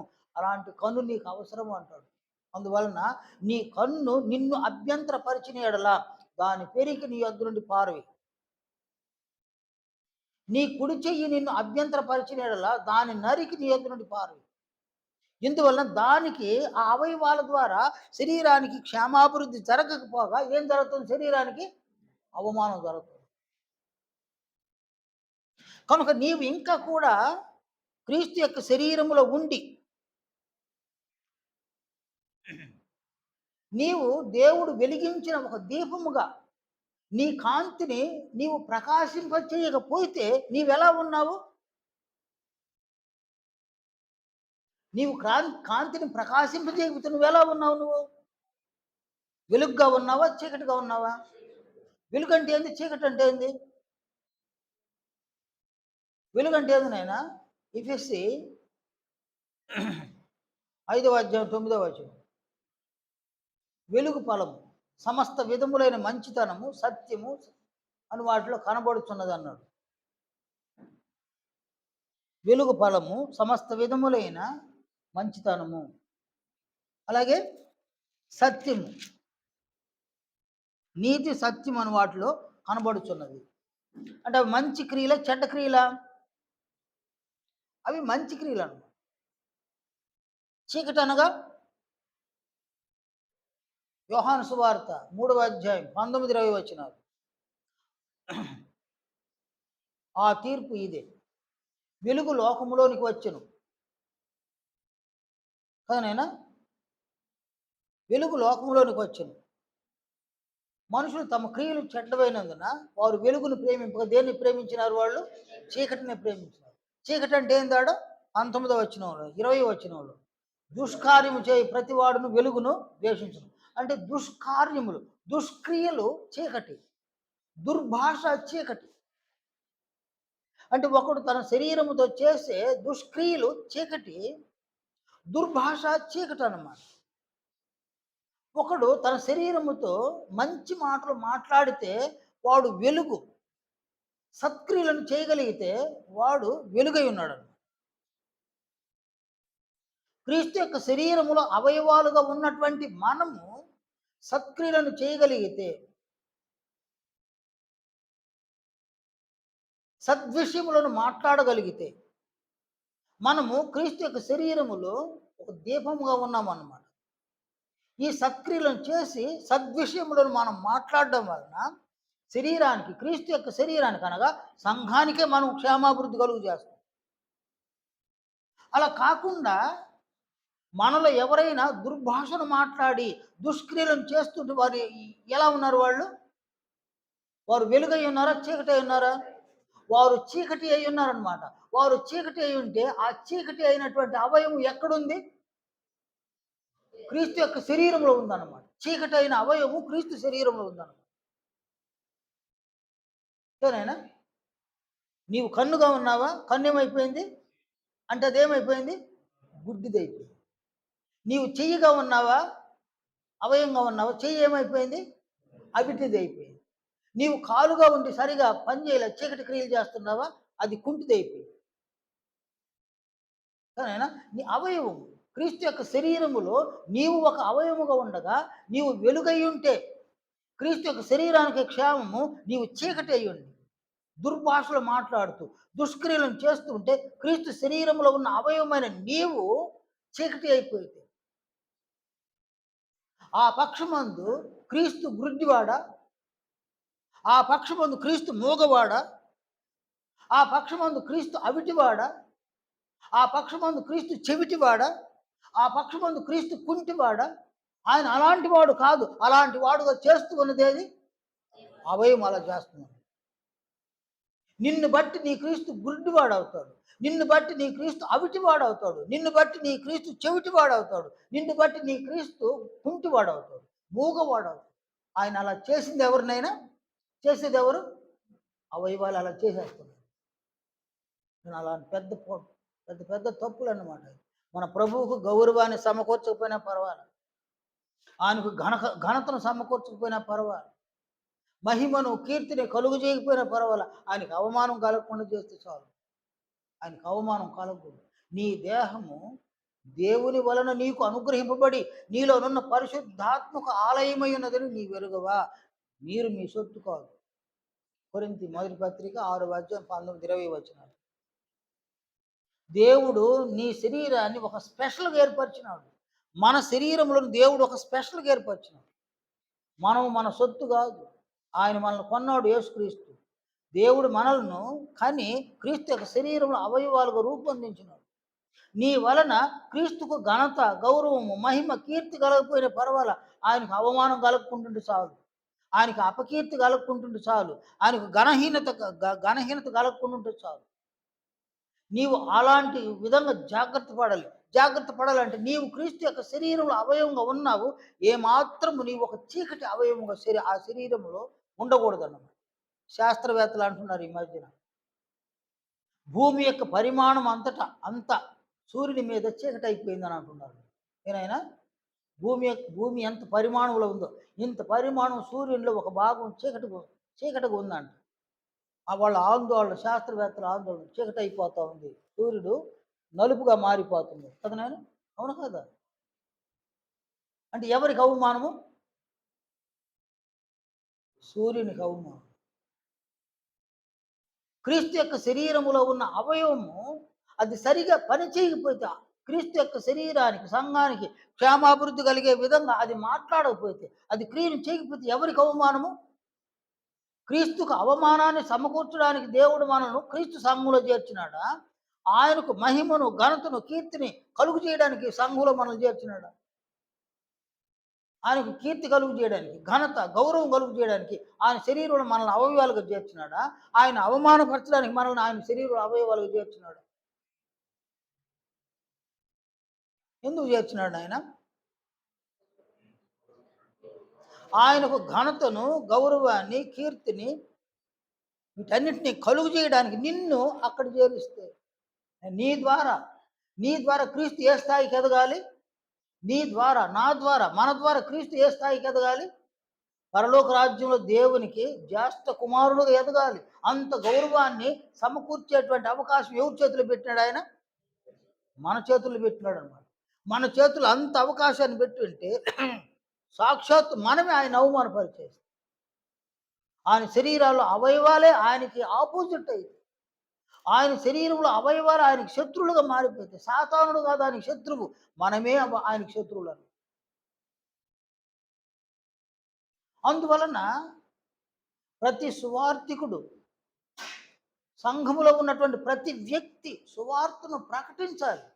ప్రకటించడానికి మనం ఎలా ఉండాలి నాయన? మనము వెలుగు సంబంధులుగా ఉండాలి. సంఘములో ఉన్న ప్రతి ఒక్కరూ వెలుగు సంబంధులు ఉండాలి.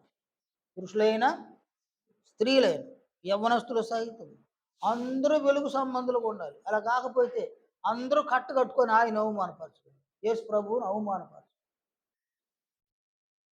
యేసు ప్రభువుని అవమానపరచడమే. ఆయన తండ్రిని దేవుని కూడా అవమానపరచడం. సాతానుడి యొక్క తంత్రములు ప్రభువుని ఎలాగునైనా అవమానపరచాలి. అందువలన అతడు మనల్ని ఎన్నుకుంటాడు. మన ద్వారా క్రీస్తు అవమానింపబడే విధంగా, మన ద్వారా క్రీస్తు ఘనహీనపరచబడే విధంగా, మన ద్వారా క్రీస్తుకు అపకీర్తి కలిగే విధంగా వాడు మనల్ని వాడుకుంటాడు.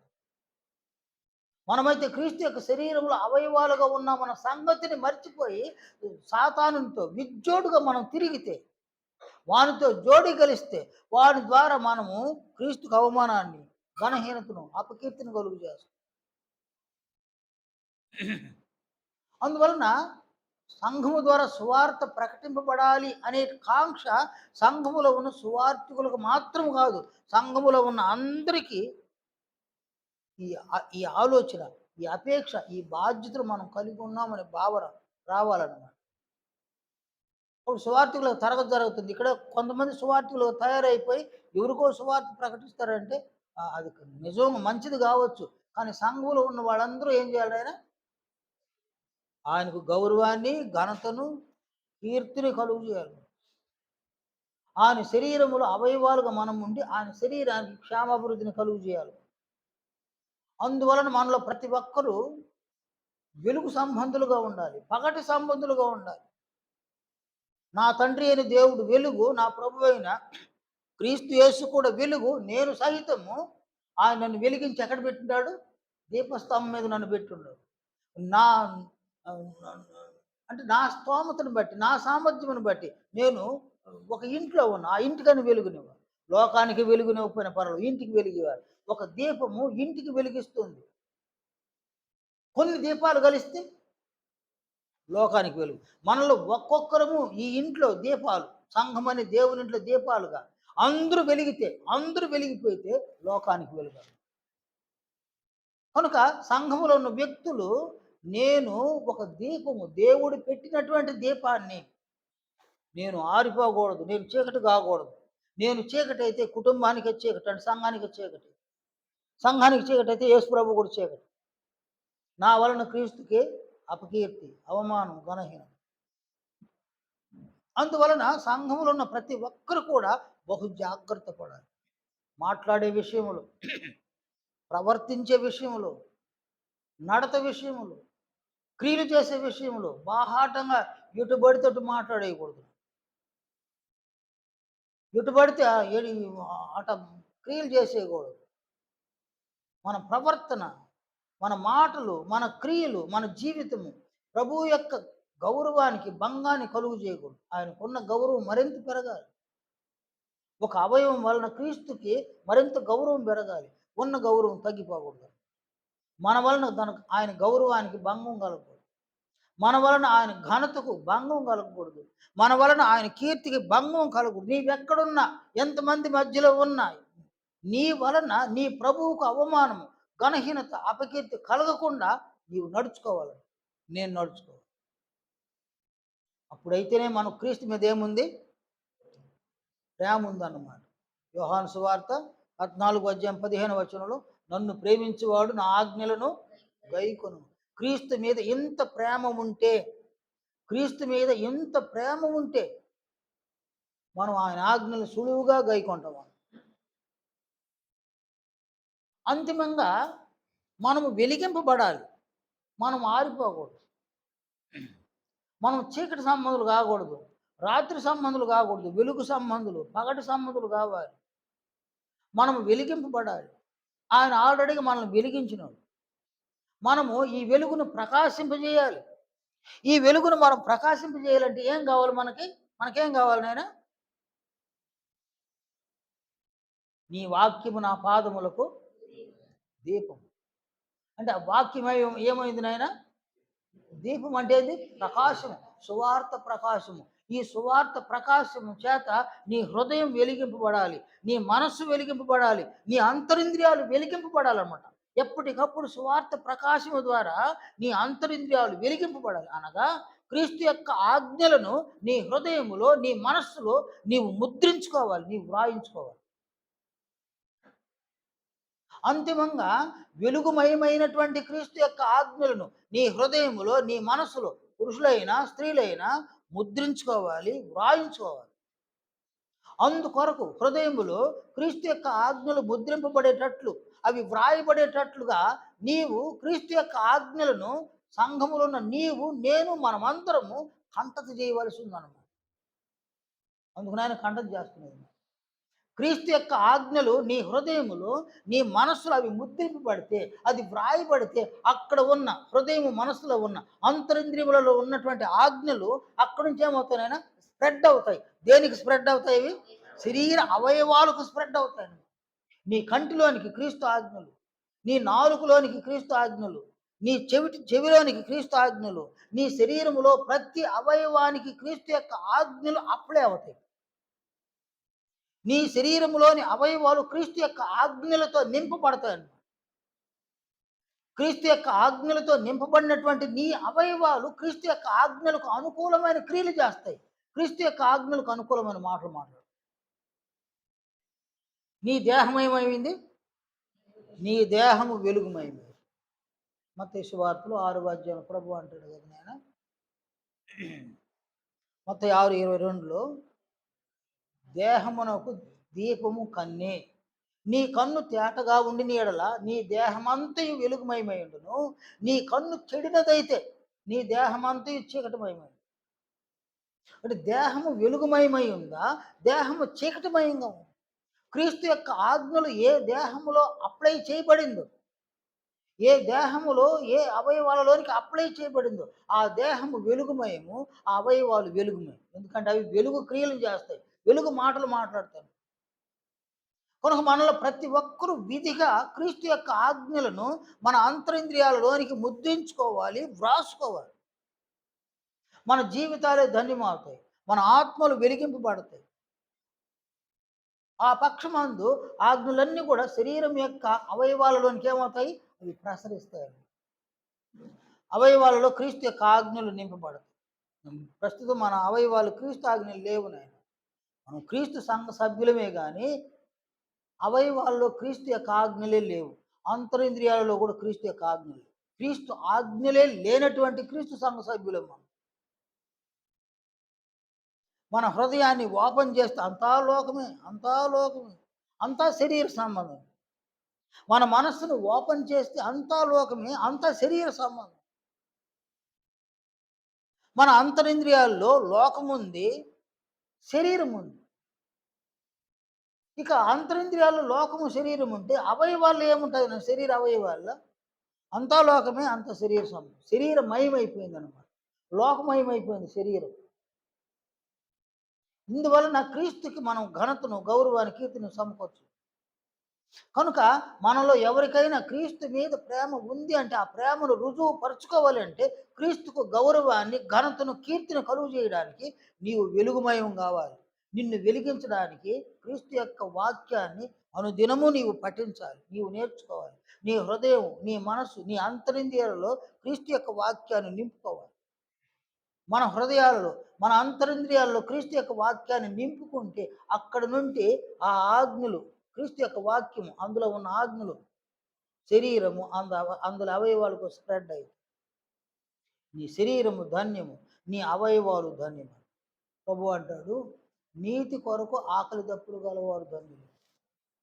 ఈ ఆకలిని, ఈ దప్పికను మనం కలిగి ఉండాలి.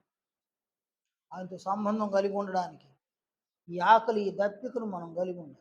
ఆయనతో మనం ఎలా సంబంధం కలిగి ఉండగలుగుతాం? క్రీస్తుతో. అనగా క్రీస్తు యొక్క ఆజ్ఞలు ఎవరు అనుసరిస్తూ ఉన్నారో వారు ఆయనతో సంబంధం కలిగి ఉంటారు.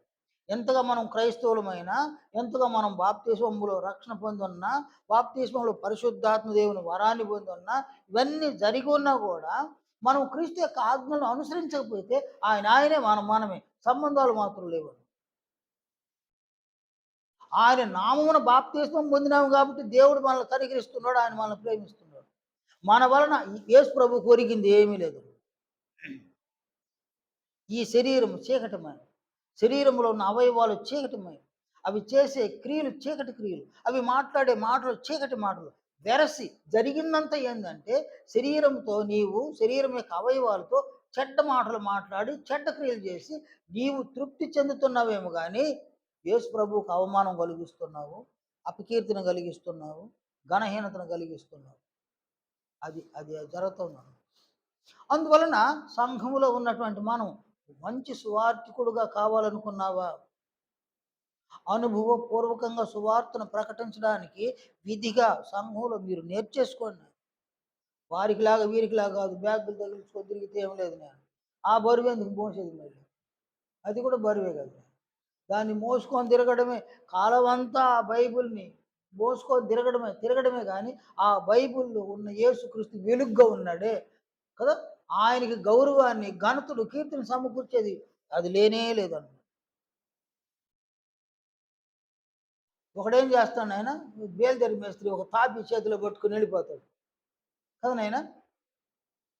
ఒక ఆటో తోలేవాడు ఏం చేస్తాడు, ఆటోని ఎత్తుకొని పోతాడు ఉదయాన్నే. అలాగే ఒక సేవకుడు ఈ బ్యాగ్ను మోసుకొని తిరుగుతుంటాడు. దీనివలన పెద్ద లాభాలు ఏమి లేవు. ఆత్మను రక్షించి వారిని పరలోక రాజ్యాన్ని నడిపించేది ఏమి లేదు. పోని యేసు ప్రభువుకు ఘనతను, గౌరవాన్ని, కీర్తన కలుగు చేసేది కూడా ఏమి. అందువలన సంఘం, ఈ సంఘాన్ని దేవుడు కనికరించి అనేక సంఘాలు జరగనటువంటి క్రియలను ఈ సంఘములో దేవుడు మీ ద్వారా జరిగిస్తాడు. మీరు ఆషామాషి అయిన వ్యక్తులు కాదు. మిమ్మల్ని గురించి మీరేమనుకుంటున్నారు కానీ మిమ్మల్ని గురించి చుట్టూ ఉన్నటువంటి వారు ఏమనుకుంటున్నారు అనేది అనమాట. మిమ్మల్ని గురించి చుట్టూ ఉన్నవారు ఏమనుకుంటున్నారు తెలిసిన, అది కొండ మీద నుండి పట్టణం అని వాళ్ళు అనుకుంటున్నారు చుట్టూ ఉండేవారు. మిమ్మల్ని గురించి మీరు కూడా ఆ ఫీలింగ్స్ కలిగి ఉన్నారు. మనల్ని గురించి మనం ఆ ఫీలింగ్స్ కలిగి ఉన్నాం. అందువలన సంఘములో అనుభవపూర్వకంగా సువార్తను ప్రకటించేవారు కావాలి. సంఘములో జీవించి క్రీస్తును ప్రకటించేటువంటి వ్యక్తులు కూడా, పురుషులు, స్త్రీలు, యవ్వనస్తులు కావాలి. అలా తయారు కాగలిగితే మన జీవితాలు ధన్యం. మనం ప్రభు పక్షంగా జీవితకాలం అంతా ప్రభు పక్షంగా మనం ఆయన సేవను చేస్తాం. నేను ఇక్కడ సంపాదించుకునేదంతా ఎత్తుకొని బాబోయేది ఏం లేదు. ఎంతకాలం సంపాదిస్తాం మనం? 55 ఏళ్ళు కానీ మీద పడితే గవర్నమెంట్ ఏం చేస్తుంది? జాబ్ ఏం చేస్తుంది? 55 ఏళ్ళ 60 సంవత్సరాలు కానీ పైబడితే గవర్నమెంట్ ఏం చేస్తుంది నాయన? రిటైర్మెంట్ అంటే ఏంది నాయన? పదవి విరమణ కాదు, నువ్వు పనికి పనికిరావు పో అంటాడు. నీవు పనికి పనికిరావు, ఇక నిన్ను ఇట్టు చెప్పి పంపించేయడం బాగల. అందువల్ల పదవి విరమణ. వాడు ఇంటికి వస్తే ఉండలేడు, ఇంట్లో ఉండలేడు. అది వాడు ఒక శాపంలాగా భావిస్తాడు. అందువల్ల చాలామంది ఇళ్లలో ఉండలేకపోతున్నారు. పదవి విరమణ చేసి ఒక శాలువ కప్పి ఒక పూలమాల గౌరవం చేసి పంపించేస్తారు. వాడు ఇంటికి వచ్చి గమ్మున ఉండలేడు. పని చేస్తూ ఉండేవాడిని ఇప్పుడు ఏం చేసినారు నాయన? పని చేయకుండా ఆపేసినారు. వీడు ఏ పని చేయలేకుండా ఉండలేడు. చాలామందిని చూడండి, రిటైర్ అయినటువంటి టీచర్స్ ప్రైవేట్ స్కూళ్ళు పోయి పనులు చేసుకుంటారు, టీచర్లు పనులు చేస్తారు. ₹1,00,000, 80,000, ₹1,00,000 పని చేసిన వాడు ఇప్పుడు 10,000కి పని చేస్తున్నాడు ప్రైవేట్ టీచర్. ఎందువలన? పని చేయలేకుండా ఉండలేడు. అటువంటి వాడు నువ్వు పనికి పనికిరావు పో అని తెలియడు మనం రిటైర్మెంట్. అది ఒక ఉద్యోగస్తుడి పని. మనలాంటి వాళ్ళ పని, మనలాంటి 55 ఏళ్ళ వయసు వచ్చింది అనుకో, 60 ఏళ్ళ వయసు వచ్చింది అనుకో, మన పని ఏంది నాయన? కూలి పనులు చేయలేరు, మెట్లు ఎక్కలేరు, మోకాళ్ళు మీద ఎక్కిన మెట్లు దిగలేరు. ఒకవేళ ధైర్యం చేసుకుని ఎక్కేస్తే దిగలేరు, పనులు ఏది చేయలేరు. ఆ వయసు వచ్చేసరికి అనారోగ్యాలు, ఏ పని చేయలేరు. ఇక నేను ఏ పని చేయలేను. నిన్న నాకంటే ఒక సంవత్సరం పెద్దవాడుగా ఉంటాడు. చిన్నప్పుడు నాకు ఫ్రెండ్గా ఉన్నాడు. మొన్నొచ్చినాడు మా ఇంటికాడు. మొన్నొచ్చి నన్ను పలకరించినాడు. రాఘవుడు, గంగాధర వాళ్ళ అన్న. అయ్యా బాగున్నావా? ఆ వయసులో నేను చిన్నవాడిని కదా, రవి రవి రవి అని పిలిచేవాడు. మొన్నొచ్చి అయ్యా బాగున్నావా? ఏది ఇంత పెద్ద గౌరవం అబ్బా, ఏం అంతగా పిలుస్తున్నావు ఏమి నన్ను అని అన్నా. బాగున్నావు అయ్యా, బాగున్నావు. ఆయన ఎలా ఉన్నాడంటే దేనికి పని, ఏం చేస్తున్నావు అని అడిగిన. నేనేం చేస్తాను? నేనేం చేసేది? నా భార్య కూలి పనికి వెళ్తుంది, నా కొడుకు బేల్దరి పనికి వెళ్తాడు. నేనేం చేస్తాను? నువ్వేం చేస్తున్నావు అని అడిగిన. నీ భార్య, నీ పిల్లకాయలు ఏం చేస్తున్నారు అని అడగల. నువ్వేం చేస్తున్నావు? నేనేం చేస్తాను? పూల మొక్కలు నాటున్నారు మా ఇంటి ముందు. పొలాలు నీళ్ళు వచ్చినప్పుడు చూస్తూ ఉంటా, పట్టుకొచ్చి పోయేస్తే గమ్ము. అది పనా?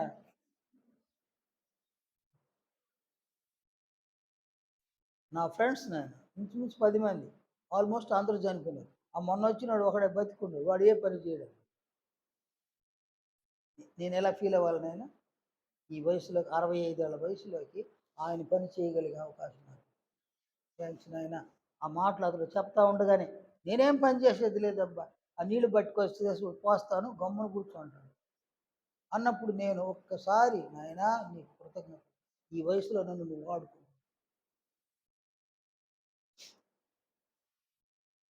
కాబట్టి ఇక్కడ ఒక వయసొస్తే పని చేయలేరు. అది వరకు ప్రయాసపడి ఉన్నారు. పనులు చేయడానికి ఎన్ని ప్రయాసాలు తెలుసా? ఓయమ్మో!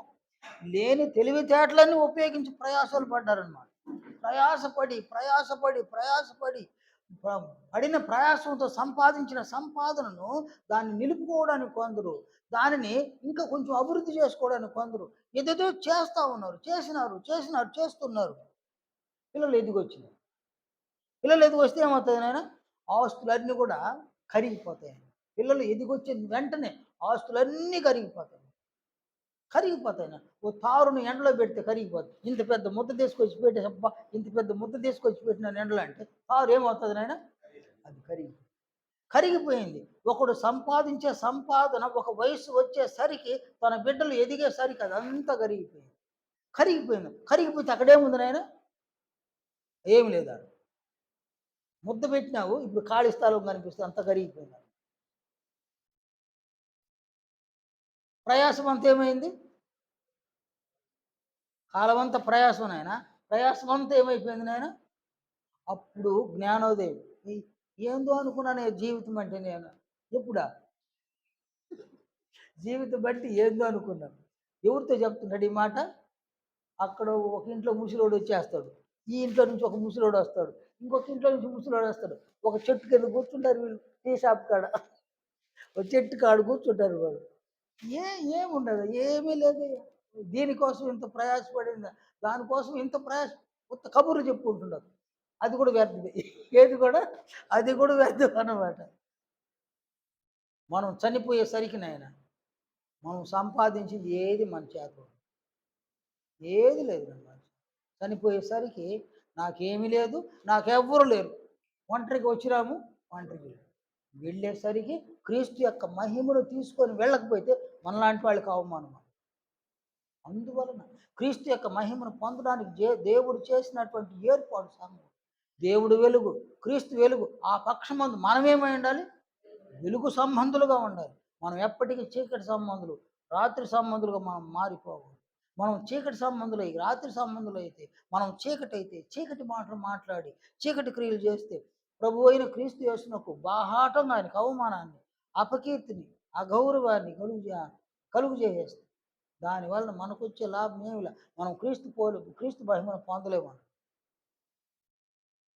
అందువలన మనం భవిష్యత్తు నష్టపోదు. ఈ ఈ జీవితం ఎట్లా ముగించేస్తాం నేను. ఈ జీవితాన్ని అందరూ ముగించేస్తారు. చనిపోయేసరికి ఏమి మీరు సినిమా యాక్టర్లు చూడండి. ఓహో! ఊహో అని అనేక సినిమాల్లో నటిస్తూ ఉంటారన్నమాట. చివరికి వాళ్ళ మరణాలు చూడండి అవి దిక్కులేని సావులు అనమాట వాళ్ళని. చాలామంది దిక్కులేని సావులని వాళ్ళు. సావిత్రి అని మహానటి ఆమె పేరు. మహానటి ఆమె పేరు. ఆమె చావు ఎటువంటిది తెలిసిన దిక్కులేని చావు అనమాట. కొంతమంది జాగ్రత్త పడ్డారు. మగవాళ్ళు చాలామంది జాగ్రత్త పడ్డారు. మగవాళ్ళు కూడా చాలామంది మోసపోయినారు. చాలామందిని సినిమా యాక్టర్లు ఏమేమో అనుకుంటున్నాం మనం. ఈ బ్రహ్మానందం అందరిని నవ్విస్తాడనమాట. వాడికి ఎంత దుఃఖం ఉండదో పుట్టెడు దుఃఖం ఉంటుంది వాడు. రాజుబాబు అనే పాత సినిమా యాక్టర్ ఒకడు. వాడు కమెడియన్ అనమాట. వాడు మరణించే దినాన వాడి దగ్గర డబ్బులు లేకుండా ఏ పల్లెటూరులో ఉన్నాడో ఆ పల్లెటూరుకి వెళ్ళినాడు. వాడి పాత ఇల్లు అలాగే పెట్టుకున్నాడు వాడు. దాంట్లో నివాసం ఉండలేవు అంత పాడైపోయింది అది. అక్కడికి వెళ్ళి ఆ ఇంటిని చూసినాడు. వాకిట్లో కూర్చొని ఇంటిని చూసినాడు. ఆ ఊర్లో వాడితో కూడా స్నేహితులు ఉన్నారు చిన్నప్పుడు. వాళ్ళందరూ వచ్చి చుట్టుకున్నారు. వాళ్ళందరిని చూసి ఏడ్చినాడు. అయ్యో నా జీవితం ఎట్ట అయిపోయింది. 2 దినాలు అక్కడుండి అక్కడ చచ్చిపోయినాడు. వాడు ఎంతమంది సినిమాల్లో నవ్విస్తాడు తెలిసిన వాడి జీవితమే నవ్వుల పాలైపోయింది. కాబట్టి ఇక్కడ ఎవరో కొంతమంది బహు జాగ్రత్తలతో డబ్బులను జాగ్రత్త పెట్టుకొని వాళ్ళు పెద్ద పెద్ద వాళ్ళుగా మారిపోయినారు. చాలామంది అయితే చచ్చేటప్పుడు దిక్కులేని చావులు చచ్చిపోయినారు. తమిళంలో కూడా తమిళ యాక్టర్లు కూడా చాలామంది చాలామంది దిక్కులేని చావులు. కొంతమంది ఊరేసుకొని చచ్చిపోవడం, సూసైడ్ చేసుకొని చచ్చిపోవడం, వాళ్ళ మరణాలు మత బరి అని కాబట్టి చివరికి ఏం మిగలదు నాయన, ఏమి ఉండదు చివరి, ఏమి లేదు మన దగ్గర ఏం మిగలదు. మిగిలిన నీ భారీగా ఉండిందా, నీకెందుకు ఇది అని అంటది నేను ఆ వయసులో, నీకెందుకు అంటది నేను, నీకెందుకు ఇచ్చి ఆ బిడ్డకి ఇచ్చి, ఈ బిడ్డకి ఇచ్చే, ఈ బిడ్డకి ఇచ్చే అంటది. మందులకు కూడా కావాలి, ఏమే మందులు వేసుకోకపోతే వేసుకోకపోతే సస్తావేమే ఇచ్చే అంటది. ఇది పెద్ద పోరాటం. అందువల్ల అందరూ అయిన వాళ్ళే, అందరూ శత్రువులు అయిపోయారు. మనం తెచ్చిందేమో తీసుకొని బాబోయే దేవుడు. కానీ సంఘంలో క్రీస్తు యొక్క మహిమను పొందడానికి దేవుడు చేసిన ఈ ఏర్పాటును మనం హర్షించాలి. ఈ ఏర్పాటులో మనం కొనసాగాలి. మంచి సువార్థికులుగా తయారు కావాలి. అనుభవపూర్వకంగా సువార్తను ప్రకటించాలి. జీవితం ద్వారా సువార్తను ప్రకటించాలి. క్రీస్తు యొక్క శరీరానికి క్షేమాభివృద్ధి కలుగు చేయాలి. ఆయనకు గౌరవాన్ని, ఘనతను, మహిమను, కీర్తిని కలుగు చేసేయాలి. ఆ పక్షమందు క్రీస్తు యొక్క మహిమను మనం పొందతాం. మన ద్వారా ఏ కోణంలోనూ ఆయన గౌరవానికి, ఘనతకు, కీర్తికి భంగం కలగకుండా జాగ్రత్త పడాలి. మనము క్రీస్తును అవిటివాడుగా చేయకూడదు. క్రీస్తును చెవిటివాడిగా చేయకూడదు. క్రీస్తును గుడ్డివాడుగా చేయకూడదు. క్రీస్తును కుంటివానిగా చేయకూడదు. క్రీస్తును మోగవానిగా చేయకూడదు. ఆయన అలా చేసేయకూడదు. చేయకుండా ఆయన శరీరం క్షేమాభివృద్ధి కలిగేటట్లుగా క్రీస్తు యొక్క ఆజ్ఞలను అనుసరించి మనం జీవించేసి ఆయనకు మహిమను కలుగు చేసేస్తే మనం ధన్యులము. క్రీస్తు యొక్క మహిమను మనం పొందుతాం. కనుక సంఘంలో సువార్థికులు రెండు వర్గాలు. ఒక వర్గము ప్రత్యక్షంగా వెళ్ళి అనుభవపూర్వకంగా సువార్తను ప్రకటించడము, మరొక వర్గము జీవితాన్ని బట్టి జీవితాన్ని సువార్తగా ప్రకటించడము. వీటి వలన క్రీస్తు యొక్క శరీరం అభివృద్ధి కావడం, మనం ధన్యులం అవుతాం. నేను దయచేసి ఆలోచన చేయండి. ఇక్కడ కాపుతాను నేను. మళ్ళీ దేవుడు మనల్ని కనికరిస్తే వచ్చే శుక్రవారం మనం కలుసుకుందాము. సరే, ప్రార్థన చేసుకుందాం నాయన.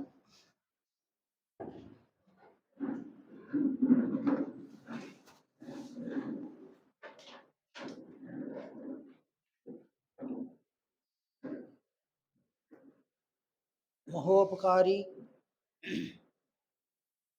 మహోన్నతుడు అయిన మా తండ్రి, మమ్మల్ని మిక్కిలిగా కనికరించి ఈ దినములో ఈ సమయమునందు ఇలాగున మమ్మల్ని చేర్చి సంఘములో మీ కుమారుని యొక్క పరిచర్యను చేయుటకు సంఘము ఏ స్థాయిలో ఉండవలను ఆ సంగతులను మాకు నేర్పించినందుకు కొరకు తండ్రి మీకు స్తుతులు, స్తోత్రములు, కృతజ్ఞతలు చెల్లిస్తున్నాం. మా నాయన, మీ మహా కనికరాన్ని బట్టి మీరు మమ్ములను క్రీస్తు యొక్క శరీరముల అవయవాలుగా రూపొందించి ఉండగా మా ద్వారా క్రీస్తుకు ఏమాత్రమును అవమానము, ఘనహీనత, అపకీర్తి కలగకుండా మాలో ప్రతి ఒక్కరూ బహు జాగ్రత్త పడి క్రీస్తు యొక్క ఆజ్ఞలను మా అంతరింద్రియాలలో నింపుకొని మా అంతరింద్రియాల నుంచి క్రీస్తు యొక్క ఆజ్ఞలను మా శరీరం అందులో అవయవాలకు చేర్చి మా శరీరము అందులో అవయవాలతో క్రీస్తు యొక్క ఆజ్ఞలను అనుసరించి మేము మాట్లాడి సత్క్రియలను చేసి క్రీస్తుకు గౌరవాన్ని, ఘనతను, కీర్తిని సమకూర్చడంతో పాటు మా మట్టుకు మేము క్రీస్తు యొక్క మహిమను పొందులాగున మరింత కనికరాన్ని మా పట్ల చూపించి మా బలహీనతలు తొలగించుదురని, మా అపరాధములను క్షమిస్తురని కూడా మీ సముఖంలో ప్రార్థిస్తూ అండి. ప్రభువు పట్ల మరింత విశేషమైన విశ్వాసాన్ని మాకు దయచేయమని ప్రార్థిస్తున్నాం తండ్రి. ప్రభువును పోలి మేము జీవించడానికి మా దేహములను ప్రభువు యొక్క అధికారములకు మేము లోబర్చున్నట్లుగా కనికరించమని ప్రార్థిస్తున్నాం మా తండ్రి. మాలో ప్రతి ఒక్కరము క్రీస్తు యొక్క అడుగు జాడలలో నడవడానికి మరింత క్రీస్తు మనస్సును మాకు అనుగ్రహించమని ప్రార్థిస్తున్నాం. సంఘాన్ని, సంఘ కార్యక్రమాలను దీవించండి. సంఘములో ఉన్న ప్రతి బిడ్డను దీవించమని ప్రార్థిస్తున్నాం. అన్ని విషయాలలో ఇక్కడ ఉన్నటువంటి ఈ సంఘము మీ కుమారుని యొక్క రాజ్యముగా ఇది పనిచేయడానికి, మీ కుమారునికి మహిమకరంగా ఈ సంఘము జీవించడానికి మరింత సహాయాన్ని, కనికరాన్ని మాకు దయచేయమని ప్రతి బిడ్డను దీవించమని, ప్రతి కుటుంబాన్ని కనికరించమని, మీ చిత్తమును బట్టి తిరిగి మీ సముఖంలోనికి మేము చేరి వచ్చేంత వరకు మీ దయను, మీ ప్రేమను, మీ కనికరాన్ని మాతో ఉంచి నడిపించుదురండి. మీ ప్రియ కుమారులైన మా ప్రభువును, ప్రియరక్షకుడకు క్రీస్తు యేసు పుణ్యనామమున ప్రార్థిస్తున్నాము తండ్రి. ఆమేన్. అందరికీ వందనాలు.